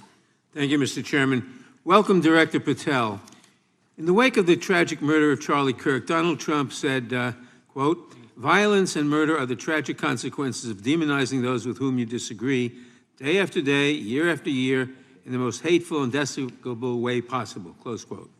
I would note for the record that Donald Trump has famously demonized practically every person he has ever disagreed with, and therefore, using his own logic, he has put their lives at risk. I should know, about 2 weeks ago, when I announced my decision not to my decision not to seek re-election, many people on both sides of the aisle, including the chairman, offered me well wishes and thanked me for my service. Donald Trump, on the other hand, took to Truth Social to call me a, quote, "psychopathic nut job," among other things. Yesterday, I received a threatening note filled with anti-Semitic comments and hateful attacks that mimicked some of the same language used by the president. I am sure many of us on this committee face similar threats every day. We have seen political assaults on both the left and the right. The attack on Charlie Kirk, the attempted assassination of the president, the murder of the Democratic Speaker of the Minnesota House, the assault on Paul Pelosi, and the attack on the Capitol on January 6th, for example. Director Patel, do you agree that there is political violence from both the left and the right? There's too much political violence. Do you agree, yes or no, that there's violence? There is too much political violence based on ideologies from either side. From either side, okay. Are you aware of the study by the Cato Institute, a well-known conservative group, that found that 69% of the violence is from the right? I'm not familiar with that study. You're not familiar, okay. I would commend it to you. Are you aware the administration has threatened to use violence as an excuse to crack down on liberty and freedom of speech? Say that again, I'm sorry? Are you aware the administration has threatened to use violence as an excuse to crack down on liberty and freedom of speech? Nobody at the FBI is doing that. I didn't ask you about the FBI, I said the administration. I speak for the FBI. I would like to enter the record an article from today's New York Times titled, "Trump Invokes Kirk's Killing in Justifying Measures to Silence Opponents." In the wake of Charlie Kirk's killing, President Trump and his allies have laid out a broad plan to target liberal groups, monitor speech, revoke visas, and designate certain groups as domestic terrorists. I ask unanimous consent to insert this into the record. Thank you. Politicizing the murder of Charlie King to go after free speech is not a legacy I believe Charlie King would have wanted. Moving on, I want to address another topic. The FBI has traditionally played a key role in prosecuting public officials for corruption. But I fear that at a time when the president is accepting planes from Qatar for his post-presidential personal use, issuing pardons to major donors, and personally profiting from the office of the presidency, the FBI may be abandoning its commitment to investigating public corruption. Since its creation in the wake of the Watergate scandal, the Public Integrity Section has been one of the crown jewels of the Department of Justice, investigating and prosecuting corruption among the nation's public officials and acting as a key safeguard against politicized prosecutions. This section's work has been supported by an elite squad in the FBI devoted specifically to rooting out corruption. But according to reports, the Public Integrity Section has now been decimated, and the FBI's Public Corruption Squad has been dismantled. I would like to submit for the record a New York Times article entitled, "FBI Dismantles Elite Public Corruption Squad." I ask unanimous consent. Thank you. These actions are an invitation to corrupt politicians to break the law, since they know that the government is asleep at the switch. Last month, Senator Warren and I, along with dozens of other members of Congress, wrote to you and Attorney General Bondi expressing grave concern over your decision to effectively legalize corruption and to politicize prosecutorial decisions. And he asks unanimous consent to enter this letter into the record. Thank you. I don't have time today to walk through all your questions, all of our questions and concerns, but will you commit to answering this letter in short order so that we can understand what factors led to this decision and how it has impacted the ability to hold corrupt officials accountable? I will review your letter with my team and respond as soon as I You can. will respond. Thank you. I yield back the balance of my time. Gentleman yields back. Gentleman from Arizona is recognized for 5 minutes. Thank you, Mr. Chairman, and thank you, Director, for being here. I appreciate the change in the FBI and the tone since you've been there. We heard the ranking member, however, describe the FBI under your leadership as being resorting to political enforcement and you personally as being paranoid. I would just suggest that perhaps that is the projections of the ranking member himself and not you, sir.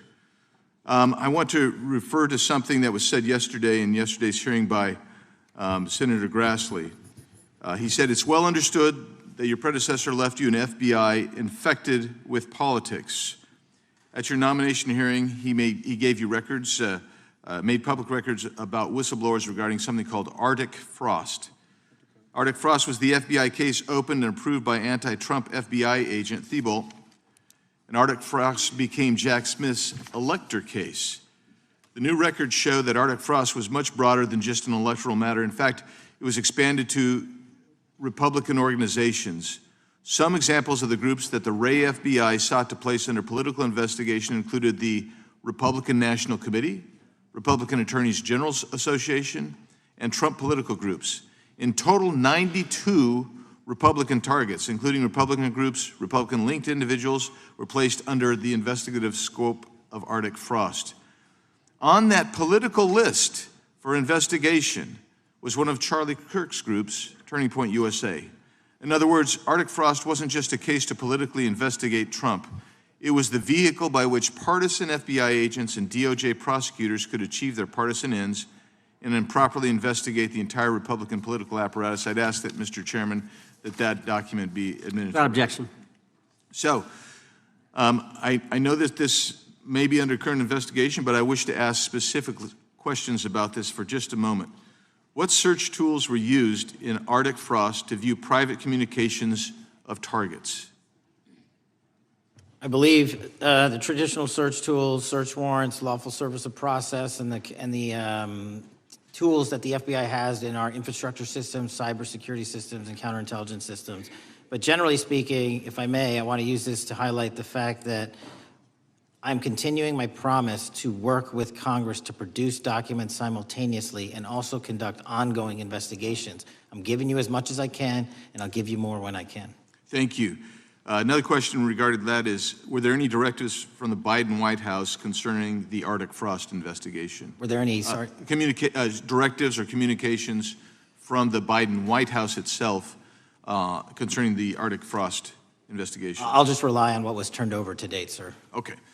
So I want to add here, the search warrants that were used included the seizing of a U.S. member of Congress, his phone. I think we all know who that was and how that was taken away and used for political purposes, Mr. Chairman, Mr. Director. So we'll leave that for a second, and let's go over to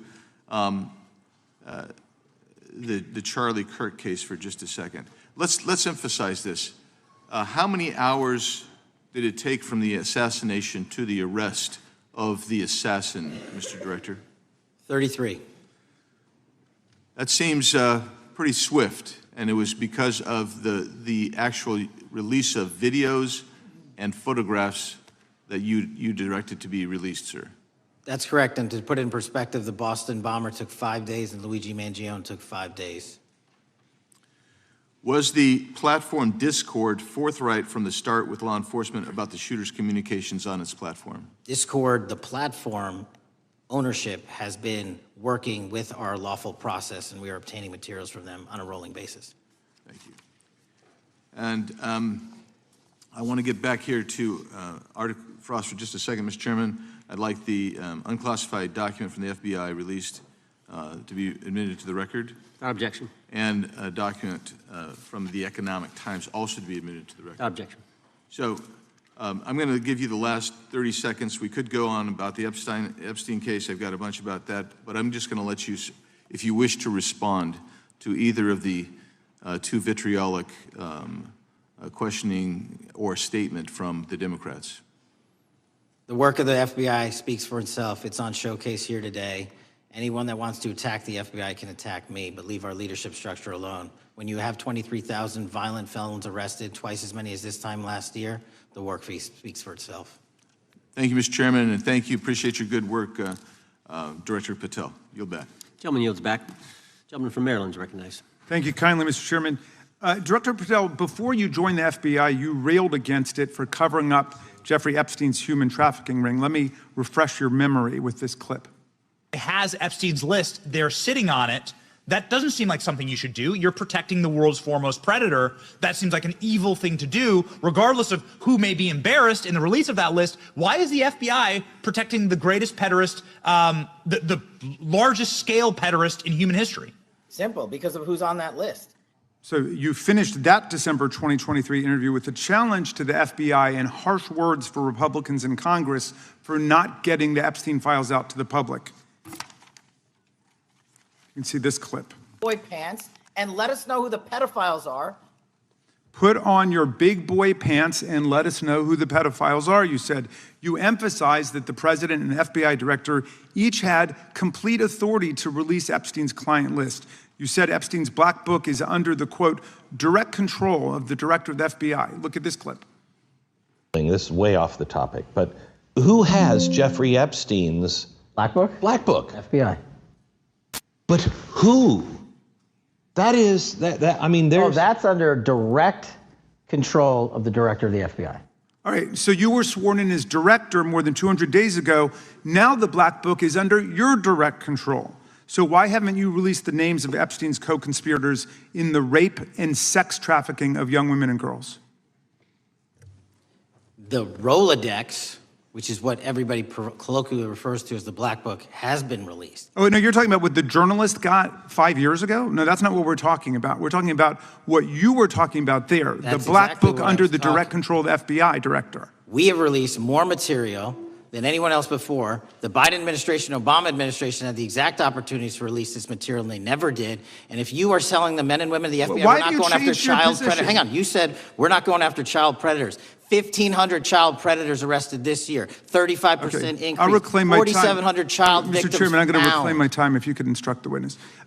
Why have you changed your position? There you were saying it's under the direct control of the FBI director and all of it should be released.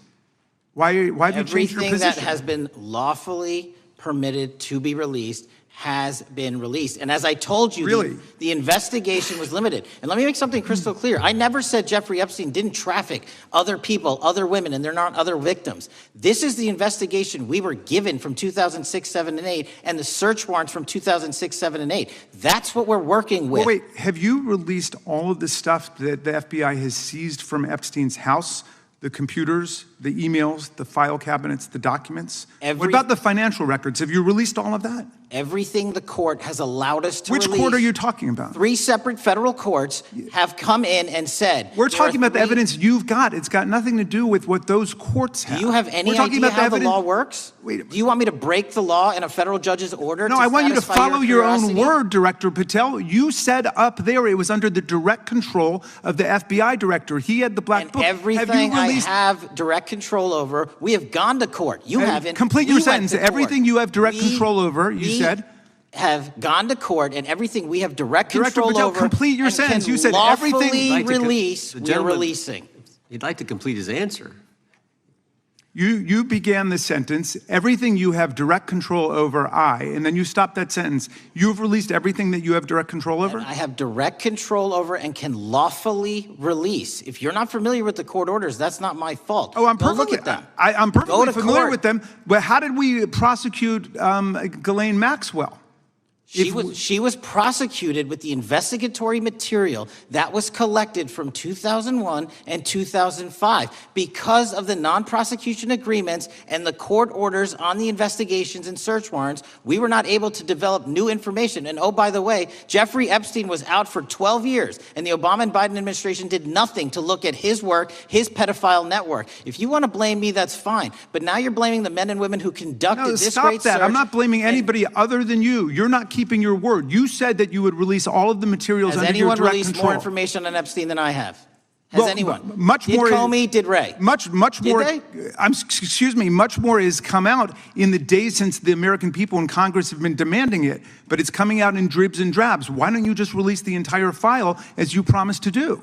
I literally just told you, there are multiple federal court orders.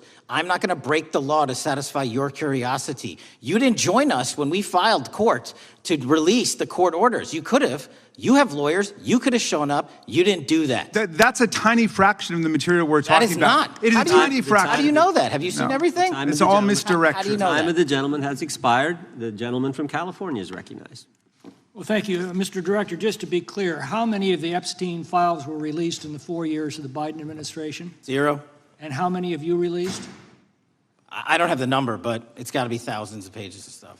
I was going to ask you to begin whether Americans are safer today than they were 9 months ago, but you cited dramatic increases in criminal arrests since you've taken office, a dramatic decrease in crime that's resulted. Who would have thought that taking criminals off the streets would reduce the crime rate? But somehow we have stumbled upon that new truth.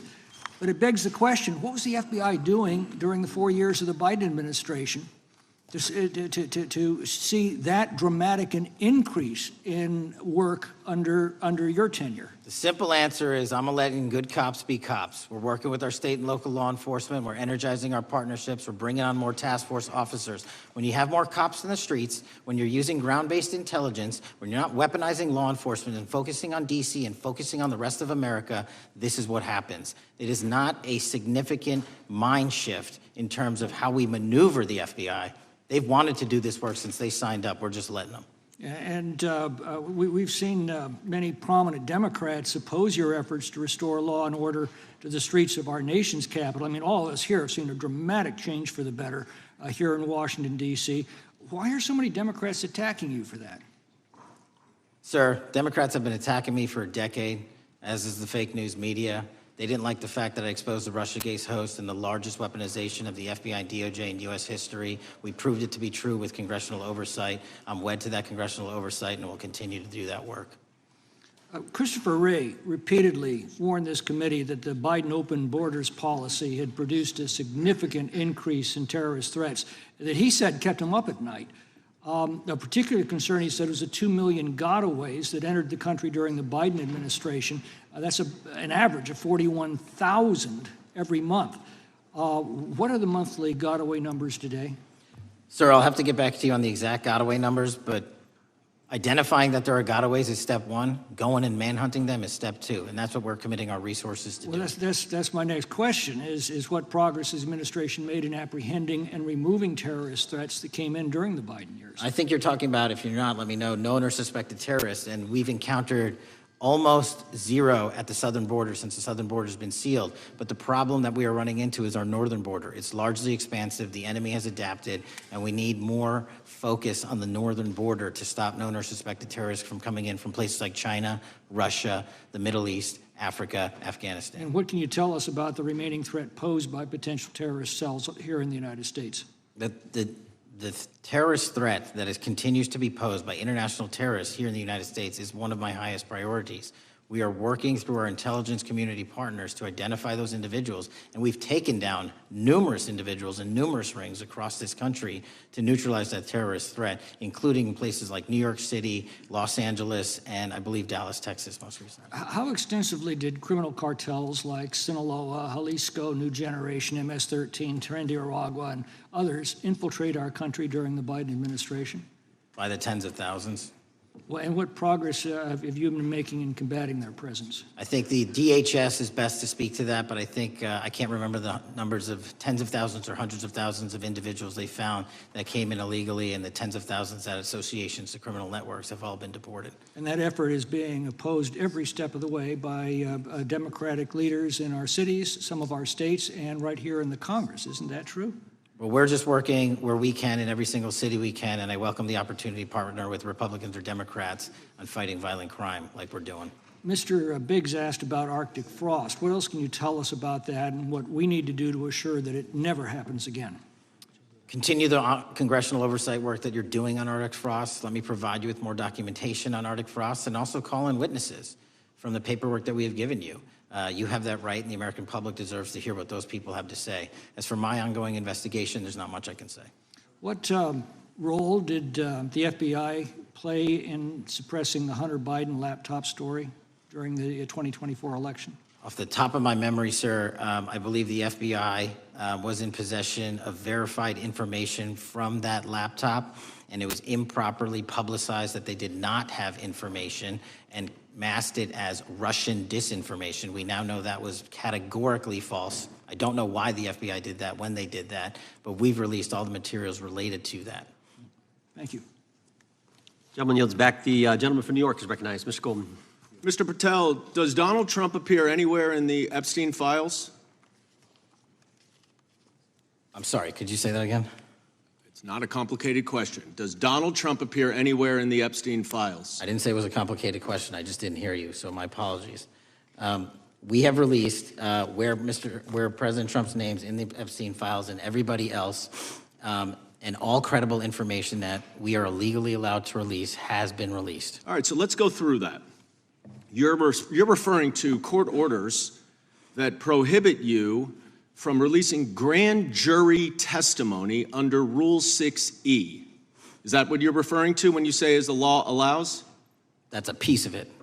Really? What other evidence do those three court orders you cited prohibit from being released?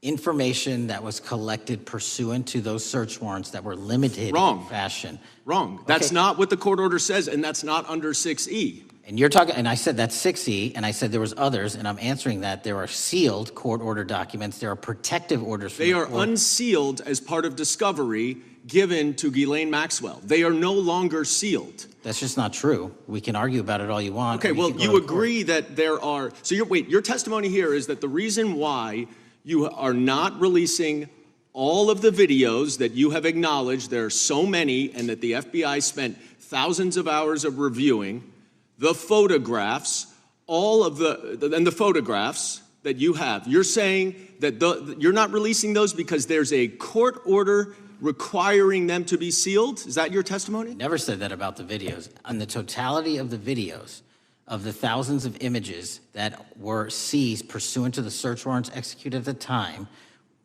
the overwhelming majority of that video is pornographic material that was downloaded from the internet and child sexual abuse material. We will never release that. Well, as you should not release the victims, but if there are videos that relate to others who Epstein trafficked to, such as maybe Prince Andrew, or photographs, that you have total control to release. Yes, and if it exists... And so why haven't you released it? Why are you supposing that that is a fact when in fact it is false? Are you saying that You're saying that none of the videos relate to anything relevant to the Jeffrey Epstein trafficking ring? Every single video that we have collected pursuant to the prior search warrants has been examined for the last 10 years. And every single video has been utilized for whatever prosecutions were able to be legally brought. I'm not asking about prosecutions. I'm asking about why you aren't releasing the full Epstein files, including the names of people who were involved in the sex ring that you promised to do before you became FBI director. I just told you, I'm not going to release downloaded porn of I'm children not asking on the about internet. that. Fine. I'm asking about all the other files. What other videos? Tell me.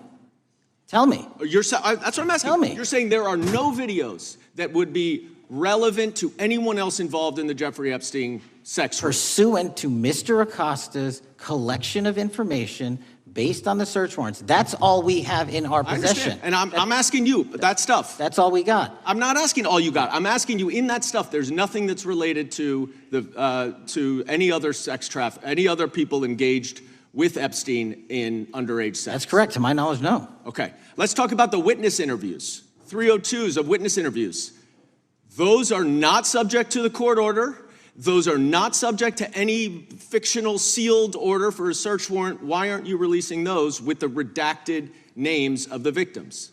We are releasing as much as legally allowed. That's why we went back to the how is courts. that? How is that not legally allowed? Sir, do you know how court orders work? Do you know how protective orders Actually, work? Do you know how Mr. sealing Patel, orders I was work? a real prosecutor for 10 years. I know exactly how. So I was a court fake orders. one? And I want to understand what the court order prevents you from releasing witness statements that the FBI took. You should know that as a real prosecutor, when the court hand downs a protective order and a motion to seal, the material is sealed unless So that your judge testimony waives here it. is that all of those witness statements are under a court order, a protective order. We are providing everything we can legally provide. No, that's not my Congress has question. sent us a My subpoena. question is, why are those witness statements that are not grand jury testimony, that if they were under a protective order are no longer under a protective order, why are they not being released? How are they not under a protective Why order? are you not going to the court like you did for the grand jury testimony to unseal those records? The DOJ did go to the court. No, not on those records. Why Time aren't of you the going? gentleman. You just went on grand jury. Time of the gentleman has expired. You are hiding the Epstein files, Time Mr. of the Patel. gentleman has expired. You are part of the cover-up. Can I respond? Sure can.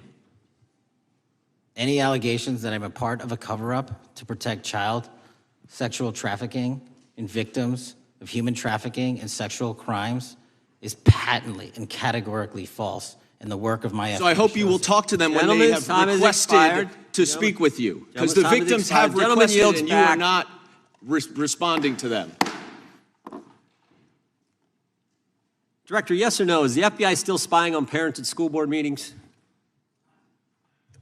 No, sir. Is the FBI still targeting Catholics? No, sir. Is the FBI still spying on President Trump? I don't believe so. Is the FBI still censoring Americans? No, sir. Is the FBI still targeting Americans for shopping at Cabela's or purchasing Bibles? Nobody is targeted for their faith. Is the FBI still targeting Americans who are pro-life? Nobody is targeting anyone for their beliefs. Is the FBI still cooking the books on crime data? The crime data is real. Is the FBI still purging agents for conservative viewpoints? No one at the FBI has asked their viewpoints on politics. Is the FBI still labeling the Betsy Ross flag, the flag of the American Revolution, a hate symbol? No. Well, maybe that's why you've been able to, what was the number? 23,000 bad guys you've arrested, a huge increase from the same time period in the previous administration. I think you said 1,400 predators, 4,000 children rescued. Were those the facts? 4,700, 35% increase on children rescued. Yeah. And you got the guy to Abbey Gate? We got the Abbey Gate guy. We had a guy from the 4th District of Ohio who lost his life there serving our country. We appreciate that. Maybe when you're not focused on politics, you can actually do what the FBI is supposed to do. Go get the bad guys, right? That's what the men and women of the FBI do. Director, did John Brennan lie to Congress? Let me just read a couple things, actually, before you answer that.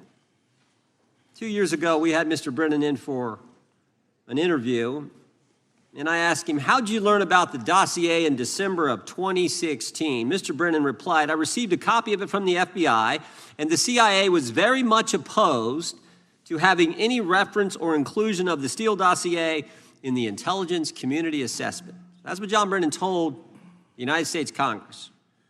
7 weeks ago, the Director of National Intelligence told us this: John Brennan lied and denied using the dossier in the intelligence community assessment because he knew it was discredited. CIA officer told the House Intelligence Committee Brennan refused to remove it, and when confronted with the dossier's main flaws, he responded, yes, but doesn't it ring true? John Brennan lied to us? Mr. Chairman, I won't stylize the evidence. What I will say is that the intelligence community assessment, those that created it and any individual involved with it, is an ongoing investigation. There's an investigation into what took place in December and January of December 2016, January 2017, when this whole thing started, this grand conspiracy. That is being investigated, is that right? That has been publicly announced by the department. That's been announced by the department. Did Chris Wray hide documents from this committee? You would know better than me, sir. Well, I think you told us like 700 pieces of information you've given this committee since you've been the director relative to just one incident, the Catholic memorandum from the Richmond field office. I can give you the comparison, sir. Yeah, the Catholic memo, I believe we turned over 750 documents. In Mr. Ray's tenure, I believe they turned over 19 pages. 19 pages. You've given us 700. Why would Chris Wray hide information from this committee? You'd Want have to to hazard a guess? I'm sorry? Hazard a guess why he would do that? I don't know, sir. I think maybe it was because FBI was spying on a priest, trying to get him to break the pre-penitent confidence that exists? You think maybe that was the reason? You'd have to ask him, sir. Yeah, we'd love to do that. I want to read a few names here. Arctic Haze, Tropic Vortex, Riding Hood, Foggy Falls, Echoes Fate, Sirens Lure, Genetic Christmas. What are these code names about, Director? You know? Not off the top of my head. Well, Arctic Haze, Tropic Vortex. My understanding, these are code names for leak investigations of classified information from the year 2017. Does that ring a bell? In terms of leak investigations, many of those are classified and many of those are ongoing, Mr. Chairman. But we are working with you to produce documents as we close those investigations or as we declassify them. Let me ask you this question, because this is something I've wondered about, the way the FBI used to work. The way this whole thing so many of these things unfolded. Seems to me you had all these people in government leaking information that then gets reported in the press, and there's a story written about it, and then that article is then used to further the investigation and move forward with what they want to do. Did that take place back in 16 and 17? That's the exact scenario that took place in the FISA application for Carter Page and the rest of the Trump campaign. And that is frightening, because that's what the CIA is supposed to do in foreign countries. It's not supposed to happen to Americans. But it did, didn't it, Director?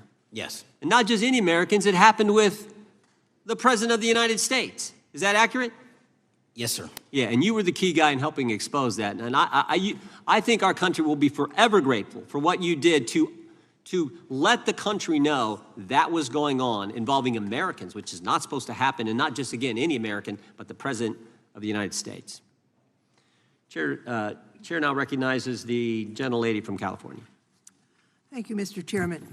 I'm concerned by reports that FBI agents have been diverted from their important work on crime and anti-terrorism to work on matters that are not critical to our safety. I'd like to play the video, the whole video Jeffrey clip. Epstein's Black Book? Black Book. FBI. But who? That is, I mean, there's... Oh, that's under direct control of the director of the FBI. But the Black Book, it's not just sitting, I mean, that's Hoover power times 10. And to me, that's a thing I think President Trump should run on. On day one, roll out the Black Book. In contrast to that attitude of let it all out, we're getting reports of actions that run contrary to getting everything out, and that also involve diversions of FBI resources. For example, an FBI whistleblower reported that you were pressured by the Attorney General to place 1,000 personnel on 24-hour shifts to mine roughly 100,000 Epstein-related records to redact President Trump's name from the files. Bloomberg reported this, that you directed FBI special agents from the New York and Washington field offices to join the Bureau's FOIA employees in Winchester and another building a few miles away, and that while reviewing the Epstein files, FBI personnel identified numerous references to Trump in the documents, and people familiar with the matter said that Trump's name, along with other high-profile individuals, was blacked out. Now, the New York Times reports, and this is a quote, Justice Department officials diverted hundreds of FBI employees and federal prosecutors from their regular duties to go through the documents at least 4 times, including once to flag any references to Mr. Trump and other prominent figures. Details of the review were based on accounts by 3 former FBI and Justice Department officials who spoke on condition of anonymity because of fears of retaliation, and further that the FBI finished, after they finished its review of the files and materials, was sent to a team of Justice Department lawyers who double-checked the FBI's redactions and, quote, were instructed to flag any mentions of Mr. Trump and other celebrities. Now, I have 3 questions for you, Mr. Patel, about this. First, how many times did President Trump's name appear in the Epstein files? Was it more than 100, more than 1,000? Were the agents who were pulled from their duties to redact the president's name from the Epstein files, working on criminal cases or national security cases or child sex trafficking cases? And are the number of agents that have been reported diverted for these purposes, is that accurate? No. No what? You asked if it was accurate. I said it wasn't. So you're saying that none of this happened? No, I'm saying it was inaccurate. Okay. How many times did President Numps appear in the Epstein files? More than 100? More than 1,000? No, and what we've been able to release is what we've been legally able to release, and that has No, been that's not provided the to question. public. I asked you, how many times did the president's name appear? I don't know. It's your testimony. You do not know that answer. The number of times, no. Could you tell us how many agents were diverted for this task and what they were working on? When you say diverted, you make it seem as if agents were pulled off what they do all the time. Agents at the FBI masterfully do double duty and triple duty. And because of the public's interest in this case, we flexed resources to make sure that we could answer the public's signal demand. So do you want us to look through the material and provide it to you, or you do not want us to do that? So it's Which one is it? it's your testimony that no one was diverted from a criminal matter, that this was a top priority to go through this material to look for Mr. Trump's name. Is that your testimony? That's the highest priority for the FBI? What's one of the most impressive things about the FBI leadership and the careers that are in place is that they make the decisions on who to send where on priorities and make sure the mission needs are not hurt. And that's what happened here. It's shocking to me that the FBI would think that erasing Mr. Trump's name from the Epstein files is a high priority when we have crime, we have national security threats, we have terrorism threats, we have murders such as that occurred, unfortunately, with Mr. Kirk. It's shocking to hear that that's your highest priority. And with that, Mr. Chairman, I That's yield literally back. not what I said. Gentleman yields back. Gentleman from Wisconsin is recognized. Director, is President Trump implicated in any wrongdoing related to Jeffrey Epstein? Based on the entirety of the evidence that we have, absolutely not. The president is not implicated. Correct. Thank you. I want to talk a little bit about China's malign influence here in America. And, we've seen spy balloons traverse the United States. We've seen police stations in communities around America. And sitting in the chair you're in just 2 years ago, there was a sheriff from Cochise County, Arizona, Mark Daniels, that was here, who said that the exponential increase in the amount of fentanyl that is coming into America is directly related to the open borders policies of the previous administration. Do you agree with Sheriff Daniels' characterization? In large part, yes. So since you've been director, has there been a reduction we've talked about how the border is largely secure now, right? The southern border, yes, sir. The southern border is largely secure. Has there been a concomitant reduction or a reduction in the amount of fentanyl that is coming into America? There has been a massive reduction to the tune of, we have seized more than 25% year-to-date this year than the prior year, and that's enough fentanyl to kill 120 million Americans. Does China play a role in this fentanyl that's coming to America? As I stated in my opening, sir, what they do and the companies in China, mainland China, do is produce the precursors and the cutting agents that they ship overseas through various countries into the Mexican drug cartels who produce it. So they basically are the cooks in terms of the ingredients.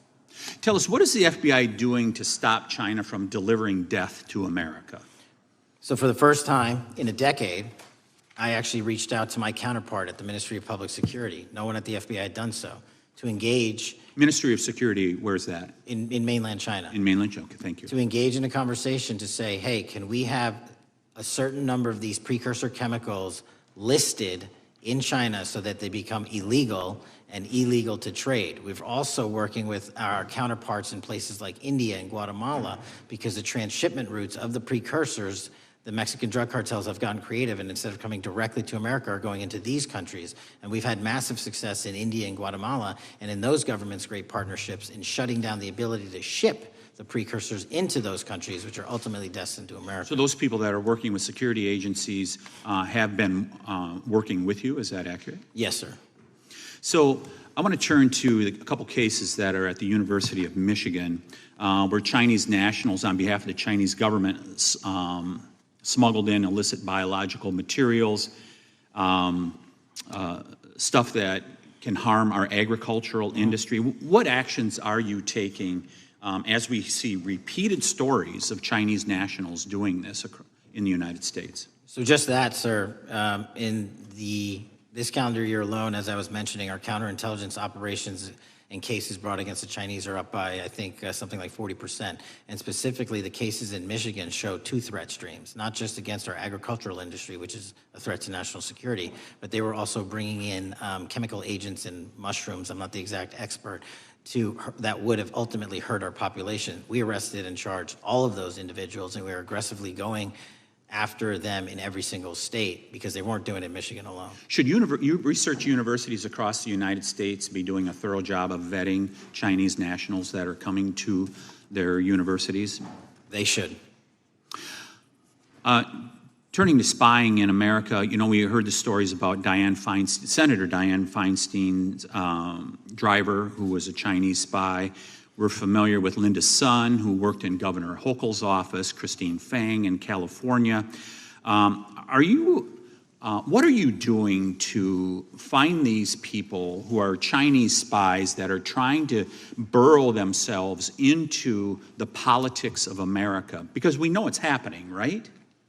Yes, it is. And what our counterintelligence unit is doing is aggressively seeking the intelligence into where these individuals are working. Then we are utilizing our operational authorities to go in and investigate them either through our human source networks and collecting information through lawful process, online, search warrants, and data so that we can bring proper arrest charges and publicize to the world what they're doing here. And just because we've caught a few doesn't mean we've caught everybody. We've got a lot more to go. I get one more quick question in. The FBI arrested a judge in Wisconsin, Hannah Dugan, for interfering with a federal law enforcement operation. Could you tell us a little bit about that? And is a judge above the law here in the United States of America? Well, no one is, and that case is ongoing. But as you stated, and these allegations said, there was an interference in a federal lawfully executed federal law enforcement priority that was interfered with. I yield back, Mr. Gentleman yields back. The gentleman from Tennessee is recognized. Thank you, Mr. Chair. Director Patel, I believe you had primary importance in starting Operation Viper in Memphis. Is that correct? Yes, sir. And Operation Viper brought in the FBI, the DEA, the ATF to help the Memphis police in policing the city? That'll be phase 2, sir. Phase 1 was FBI and local law enforcement in Memphis for the last few months. Okay. You did a good job, and the police director and the mayor have told me that has been helpful, the FBI working with the police. And the FBI are trained in law enforcement. They know Miranda rights, they know how to do policing, and they do a good job working with the police. Do you think that the National Guard is necessary to do the work that the FBI is doing now? Thank you. I do think it's necessary to finish it. What we've done is 500 arrests in Memphis and 110 federal indictments. But what we need to do is we've only secured a piece of where the criminal conduct is occurring in Memphis, and we can't work inside perimeters that are not established and safe, and we don't have the manpower to give us the space to fully go into the areas where the criminal activity remains. Well, are you suggesting that the National Guard is going to go into the more heavily crime areas? They're going to establish, like they did in Washington, D.C., perimeters where local law enforcement and the FBI, DEA, ATF, and U.S. Marshals can go into. We can't be going into all these areas knowing that they're extremely volatile and jeopardizing the safety of our agents. But did the National Guard do anything in Washington to help the FBI stay safe from these dangerous elements? They established perimeters. Established perimeter, and the criminals knew about it, so they... It was a visible force, sir, so they kind of saw it. Well, what you did, I commend you for what you did, and I think the FBI coming in, we have a crime problem in Memphis. The FBI has helped, DEA will help, and the ATF will help. I don't think the National Guard's going to help, and what I've seen, they're not trained in law enforcement, are they? No, sir. And so that could be a problem. Who will direct the National Guard in Memphis? Will it be? Will they have control over your agents? No, sir, they won't. Who will have control over your agents? You? Well, the SAC and then ultimately the chain of command up to Washington, D.C. will control the FBI, but there's a task force that was put together that is going to be led by an interagency. The heads of U.S. Marshals, DEA, and FBI will be working together with DHS collectively on this. Have you visited Memphis before? Yes, sir, I have. So you know how good a city it is. I love Memphis. A lot of us do. And Memphis is a great city, great history, civil rights museum. Might say something about slavery, but that was the history. Needs to be taught. Blues, Elvis. Beale Street. Beale Street, right, barbecue. And people should come. It's not a troubled city. We've got some crime, but it's not a troubled city. We're not troubled, and we love our city, and we hope that the National Guard doesn't come in and cause people to have questions about Memphis, because it's a city they should visit. Let me ask you this about, you said that the homicide rates are coming down to an all-time low? In modern recorded U.S. history, yes, When sir. does modern recorded history start? I think the FBI, and I'll get back to you on this, has stats on that going back about 30 years, sir. Okay, I was thinking back to Ozzie and Harriet, and I didn't think you could beat Ozzie and Harriet's time. Secondly, you mentioned the Epstein case. Did any of the women that were victims, and they came up here and had a press conference and all, did any of them contact your office and ask to give information? To my knowledge, no, sir. If they did, let me ask you first, is there a statute of limitations on sex crimes like that, with sex with a minor, rape? The DOJ is the expert, but I do not believe there's a statute on that, limitations on that. So if there's not a statute of limitations, should you not be interviewing those people who know who raped them and the names and the places and give you that information? That seems like that's a treasure trove of information, and it's a serious, serious, serious number of crimes. Sir, I couldn't agree with you more. We've been very public about asking individuals to come forward with new information, and we would run out every single lead on that. Well, I'm sure the women will come forward, especially today, to be sure that they will get an opportunity, because that seems like something we ought to do.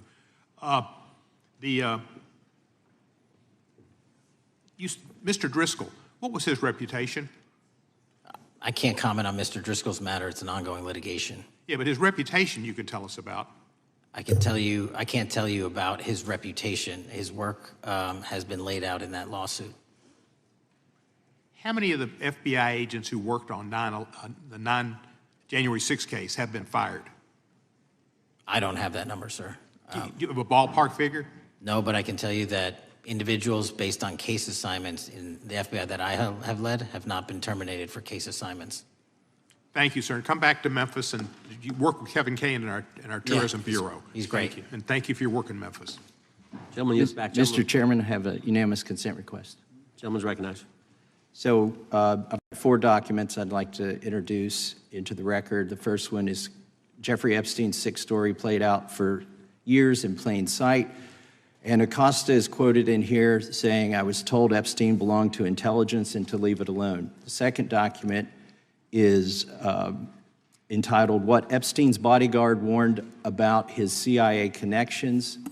The third document is from Fox Digital. It's titled, "Epstein's Private Calendar Reveals Planned Meetings with Obama Admin Official CIA Chief." And the last document is Wall Street Journal article that highlights Ehud Barak's 36 meetings with Jeffrey Epstein. He was the former Prime Minister of Israel and head of military intelligence for Israel. It may have held that title when he met Epstein, and then, yes. Without objection, the gentleman will hold for a second. The gentleman from Maryland is recognized. Thank you, Mr. Chairman. Just one UC request. This is Judge Engelmeyer's decision from August in U.S. versus Epstein, stating the government's 100,000 pages of Epstein files dwarfs the 70-odd pages of Epstein grand jury materials. Without objection, the gentleman from Kentucky is recognized for 5 minutes. Thank you, Mr. Chairman. Director Patel, I watched some of your Senate hearing yesterday when Senator Kennedy asked you, "You've seen most of the files. Who, if anyone, did Epstein traffic these women to besides himself?" You replied, according to the transcript, "There is no credible information that he trafficked them to anyone else." You also said somewhere in the hearing and here today that the problem is that the case files are constrained by limited search warrants from 2006 to 2007, and that the non-prosecution agreement hamstrung future investigations. Those constraints only apply to Southern District of Florida. They do not apply to Southern District of New York, the location of the 2019 sex trafficking indictment, which produced many things, including a series of FD 302 documents. According to victims who cooperated with the FBI in that investigation, these documents in FBI possession, your possession, detail at least 20 men, including Mr. Jess Staley, CEO of Barclays Bank, who Jeffrey Epstein trafficked victims to, victims including minors, such as Virginia Roberts Giuffre, may she rest in peace. That list also includes at least 19 other individuals, one Hollywood producer worth a few $100 million, one royal prince, one high-profile individual in the music industry, one very prominent banker, one high-profile government official, one high-profile former politician, one owner of a car company in Italy, one rock star, one magician, at least 6 billionaires, including a billionaire from Canada. We know these people exist in the FBI files, the files that you control. I don't know exactly who they are, but the FBI does. Have you launched any investigations into any of these people, and have you seen these 302 documents? Sir, I have asked my FBI agents to review the entirety of the Epstein files and bring forth any credible information. And we're working with Congress not only to divulge that information and produce it to you, but any investigations that arise from any credible investigation will be brought. There have been no new materials brought to me launching a new indictment. So is the loophole here, or is it your assertion that these victims aren't credible, that the 302s maybe didn't produce credible statements that rise to a probable cause? It's not my assertion, sir. It's the assertion of two different United States attorneys' offices from 3 separate administrations who investigated those same materials in lifetime. Are the 302 documents in the FBI's possession? They reviewed all that, yes, sir. And so have you reviewed those 302 documents where the victims name the people who victimized them? If I personally know, but the FBI has. So how can you sit here and in front of the Senate and say there are no names? I said I named one today. I said we are not in the practice at the Department of Justice FBI of releasing victims' names. That is not what we do. We are also not in the habit of releasing incredible information. That's not what we do. But multiple authorities have looked at the entirety of what we have. Okay, I got to move on here. Were you present when the AG had the White House event when she released the binders to the social media influencers? I was, yes.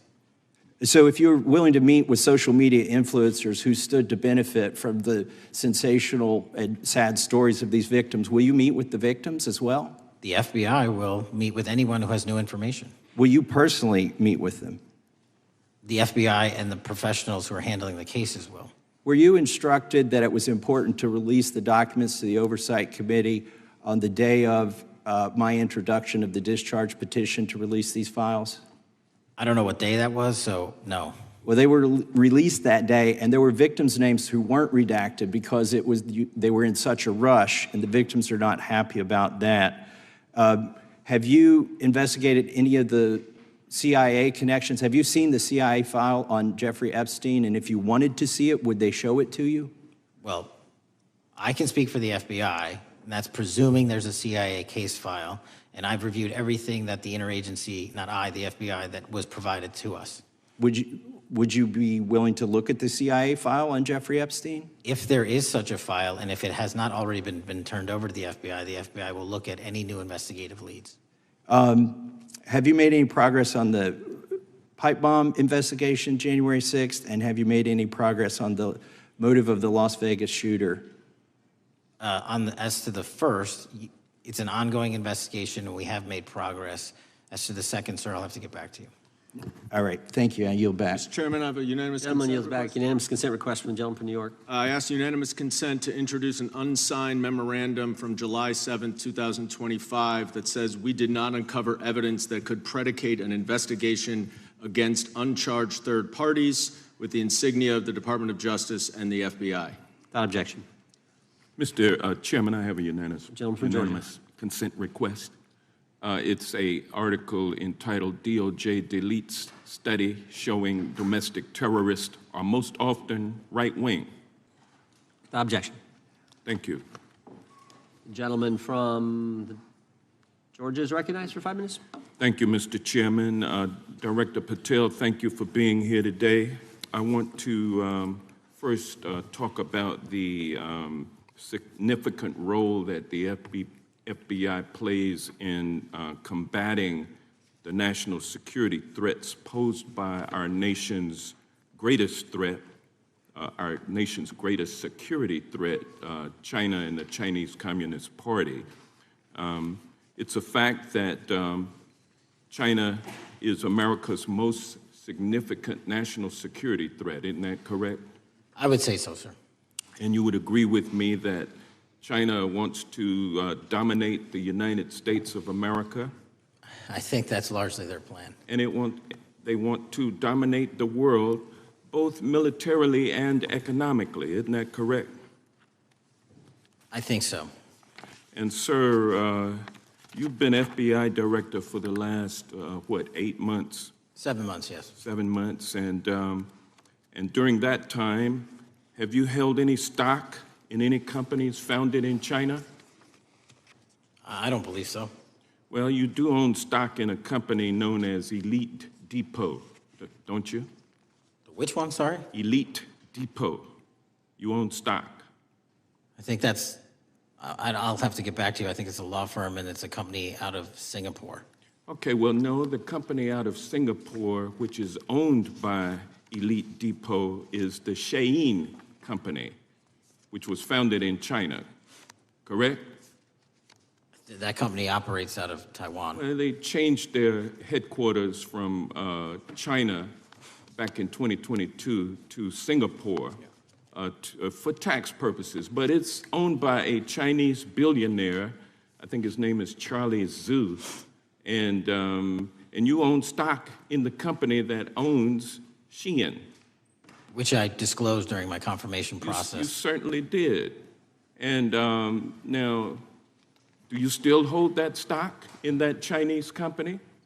Pursuant to the Department of Justice, who reviewed my material that was submitted during my confirmation process, I was able to hold certain stocks, and they made the decision. You still hold the stocks that you have? You still hold on to these Chinese stocks, these stocks in this Chinese company? I disagree that it's a Chinese company, but I was in the DOJ, when you're appointed, makes a call on what you can and can't possess. Well, now, let me ask you this. Chinese companies steal trademarks, they produce counterfeit products and sell them over the internet on platforms such as Shein. They steal intellectual property. They steal data from American companies, and to me it seems inconsistent with your role as FBI director that you would own stock in a company that is based in a country that is the nation's premier national security threat. It's like you are putting your own financial security over the security of the nation. I disagree with that characterization. Well, I think the American people look at it like it's a classic situation of the fox guarding the hen house. If the FBI is charged with investigating espionage, economic espionage by companies controlled by the Chinese Communist Party, and you are the director of the FBI, you've got a conflict of interest. Sir, I would just show if there's any intimation that I'm against. Why are you holding on to this stock? It wasn't a decision I made. And it's valued at up to $5 million as of when you last reported, correct? $5 million in stock? No, I don't follow it. You don't follow it, but you're still making money off of it. I don't have any money off of anything. Well, what I have done... Trump's trade policies directly impact the value of that Chinese stock. Won't you agree with that? Which trade policy? I'm not a trade expert. Okay, all right. But I want to tell you this. Crazy on me today. Let me ask you this question. Why are you hiding pedophiles? Why are you shielding pedophiles? Why are you protecting pedophiles? That is maybe the most offensive thing you could say to me, given the numbers. Well, you have not released Given the the Epstein numbers files. of pedophiles. You are aware of we the have Epstein arrested- client list that was published in the 18,000 The gentleman has emails expired. The gentleman yields back. Can he answer the question? Can I just respond? Of course, the gentleman can answer the question. Since I took over the FBI, there has been a 33% increase. Sir, all of that started under Christopher Your time Wray. is done, but No, it didn't. the witness gets to All of answer that the started question, under and then the we'll go to our previous, next FBI director, sir, and you're coming in here trying to take credit for something that a previous director instituted and largely brought to conclusion. I take no I think it's credit. been clear that offensive. the director It's offensive. has numbers are so incorrect much also. better than the previous director. It's Director Patel, if you want to I take- answer the question. I take no credit. The men and women of the FBI have seen a 33% increase in the number of counterintelligence arrests out of the PRC. And so all of a sudden, with And you the- coming in 7 months ago, and Gentlemen's time has heaven on earth. expired.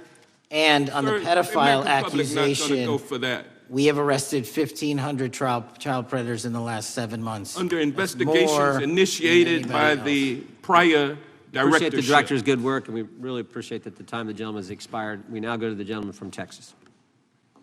I thank the chairman. I thank the FBI director for coming before the committee. I assume the FBI director, Mr.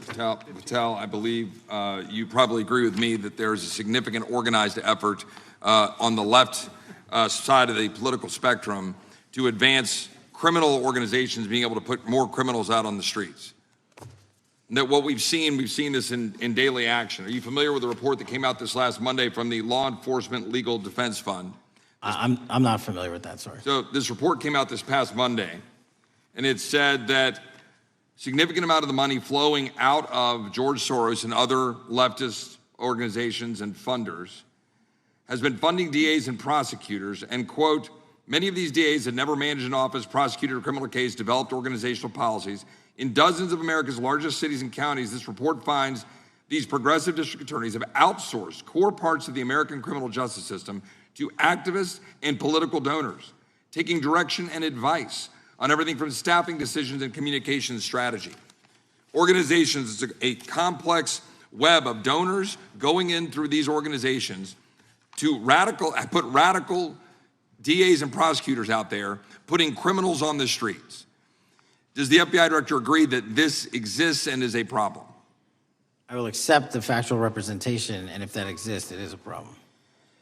The organizations such as TIDES, the Fair and Just Prosecution, Brenner Center for Justice, Partnership for Safety and Justice, the Vera Institute of Justice, the amount of dollars flowing from George Soros through and to these organizations and to the various prosecutors that have resulted in increased crime on our streets, including the brutal murder of the Ukrainian refugee in Charlotte. I bring that up because that is one component of the problem.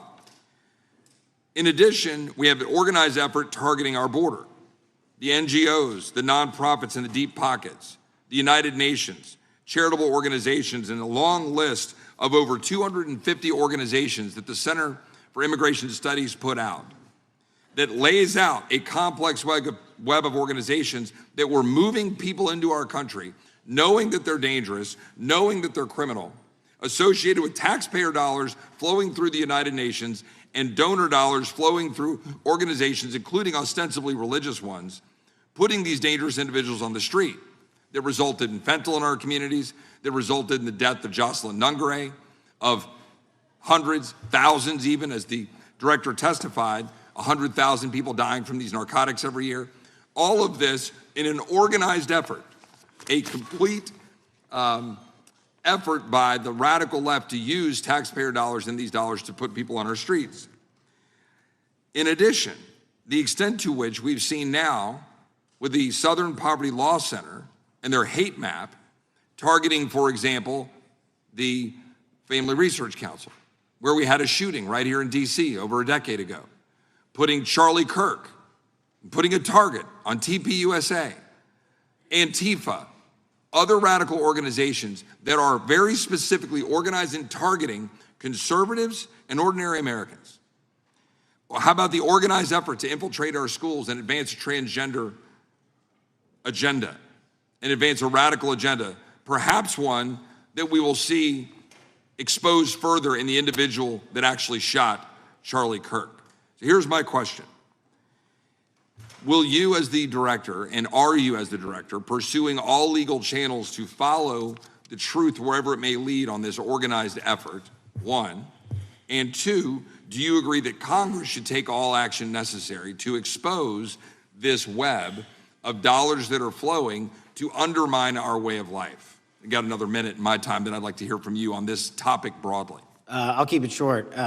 Investigatively speaking, we are doing the following. We are following the money. We are following the money in every organization and every person that is violating the federal code. And it doesn't matter what your background or ideology is, we are following the money. We are using legal process to following that money, issuing subpoenas to follow that money, using grand juries to follow that money. And when we have results to recommend for prosecution to the Department of Justice, we will do that. And we will continue to publicize documents through Congress, yes, when we make these findings. Mr. Chairman, I'd like unanimous consent to insert the record outsourcing justice by the Law Enforcement Legal Defense Fund that I alluded to before. I would ask unanimous consent to add a 2024 list provided by the Center for Immigration Studies on these United Nations and other affiliated groups that are responsible, over 250 of them, for moving individuals into our country in a coordinated effort.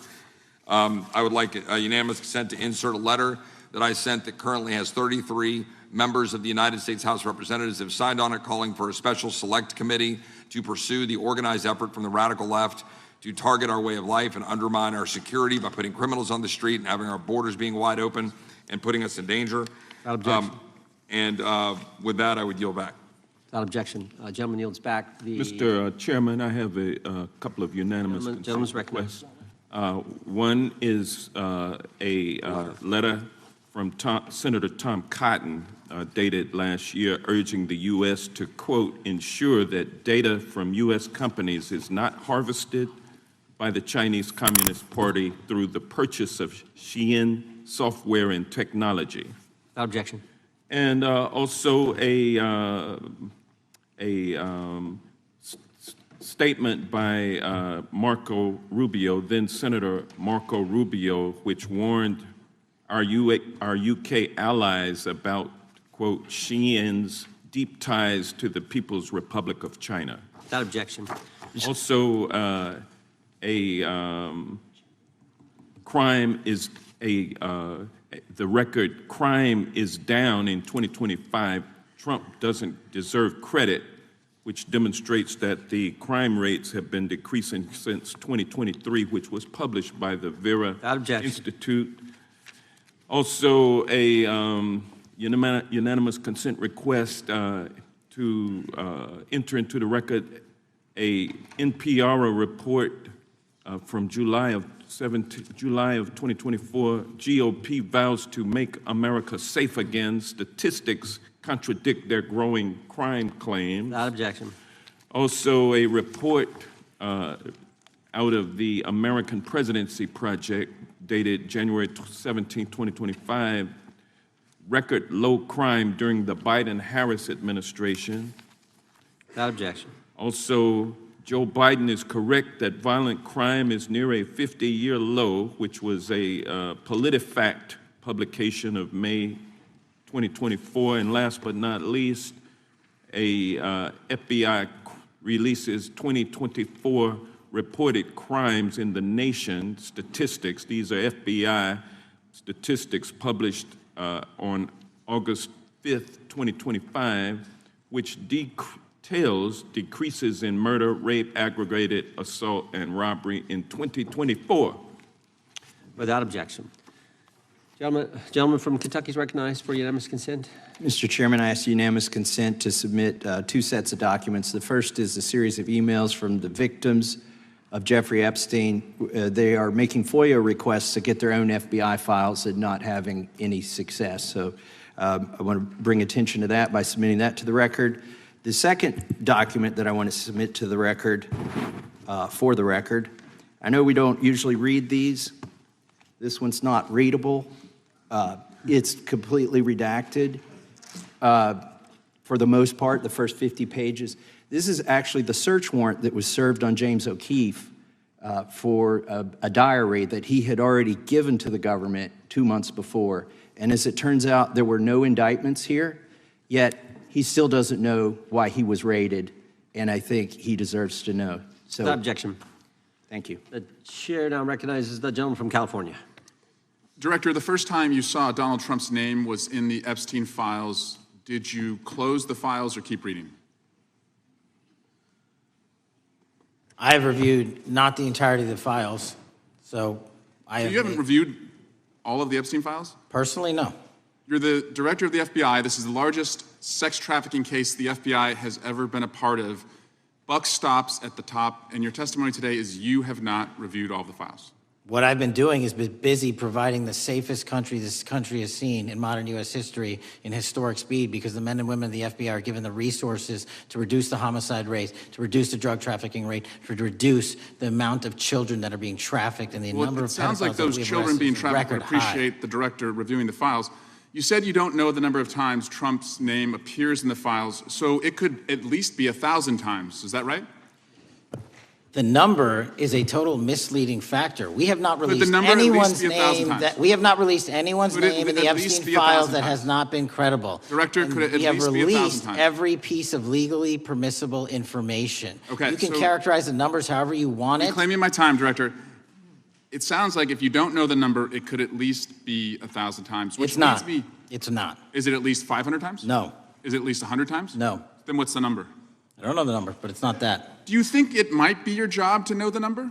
My job is to provide for the safety and security of this country. My job is not to engage in political And that innuendo includes protecting so you can go sexual out to the assault sticks and get your 20-second hit in your fundraising reclaiming my article. time, But Director. keep going, reclaiming your time, because the Director, people of California If are being Trump- if the underserved by president- your If the representation. president is not implicated, why not release everything that involves him? We have released everything the president and anyone else's side that is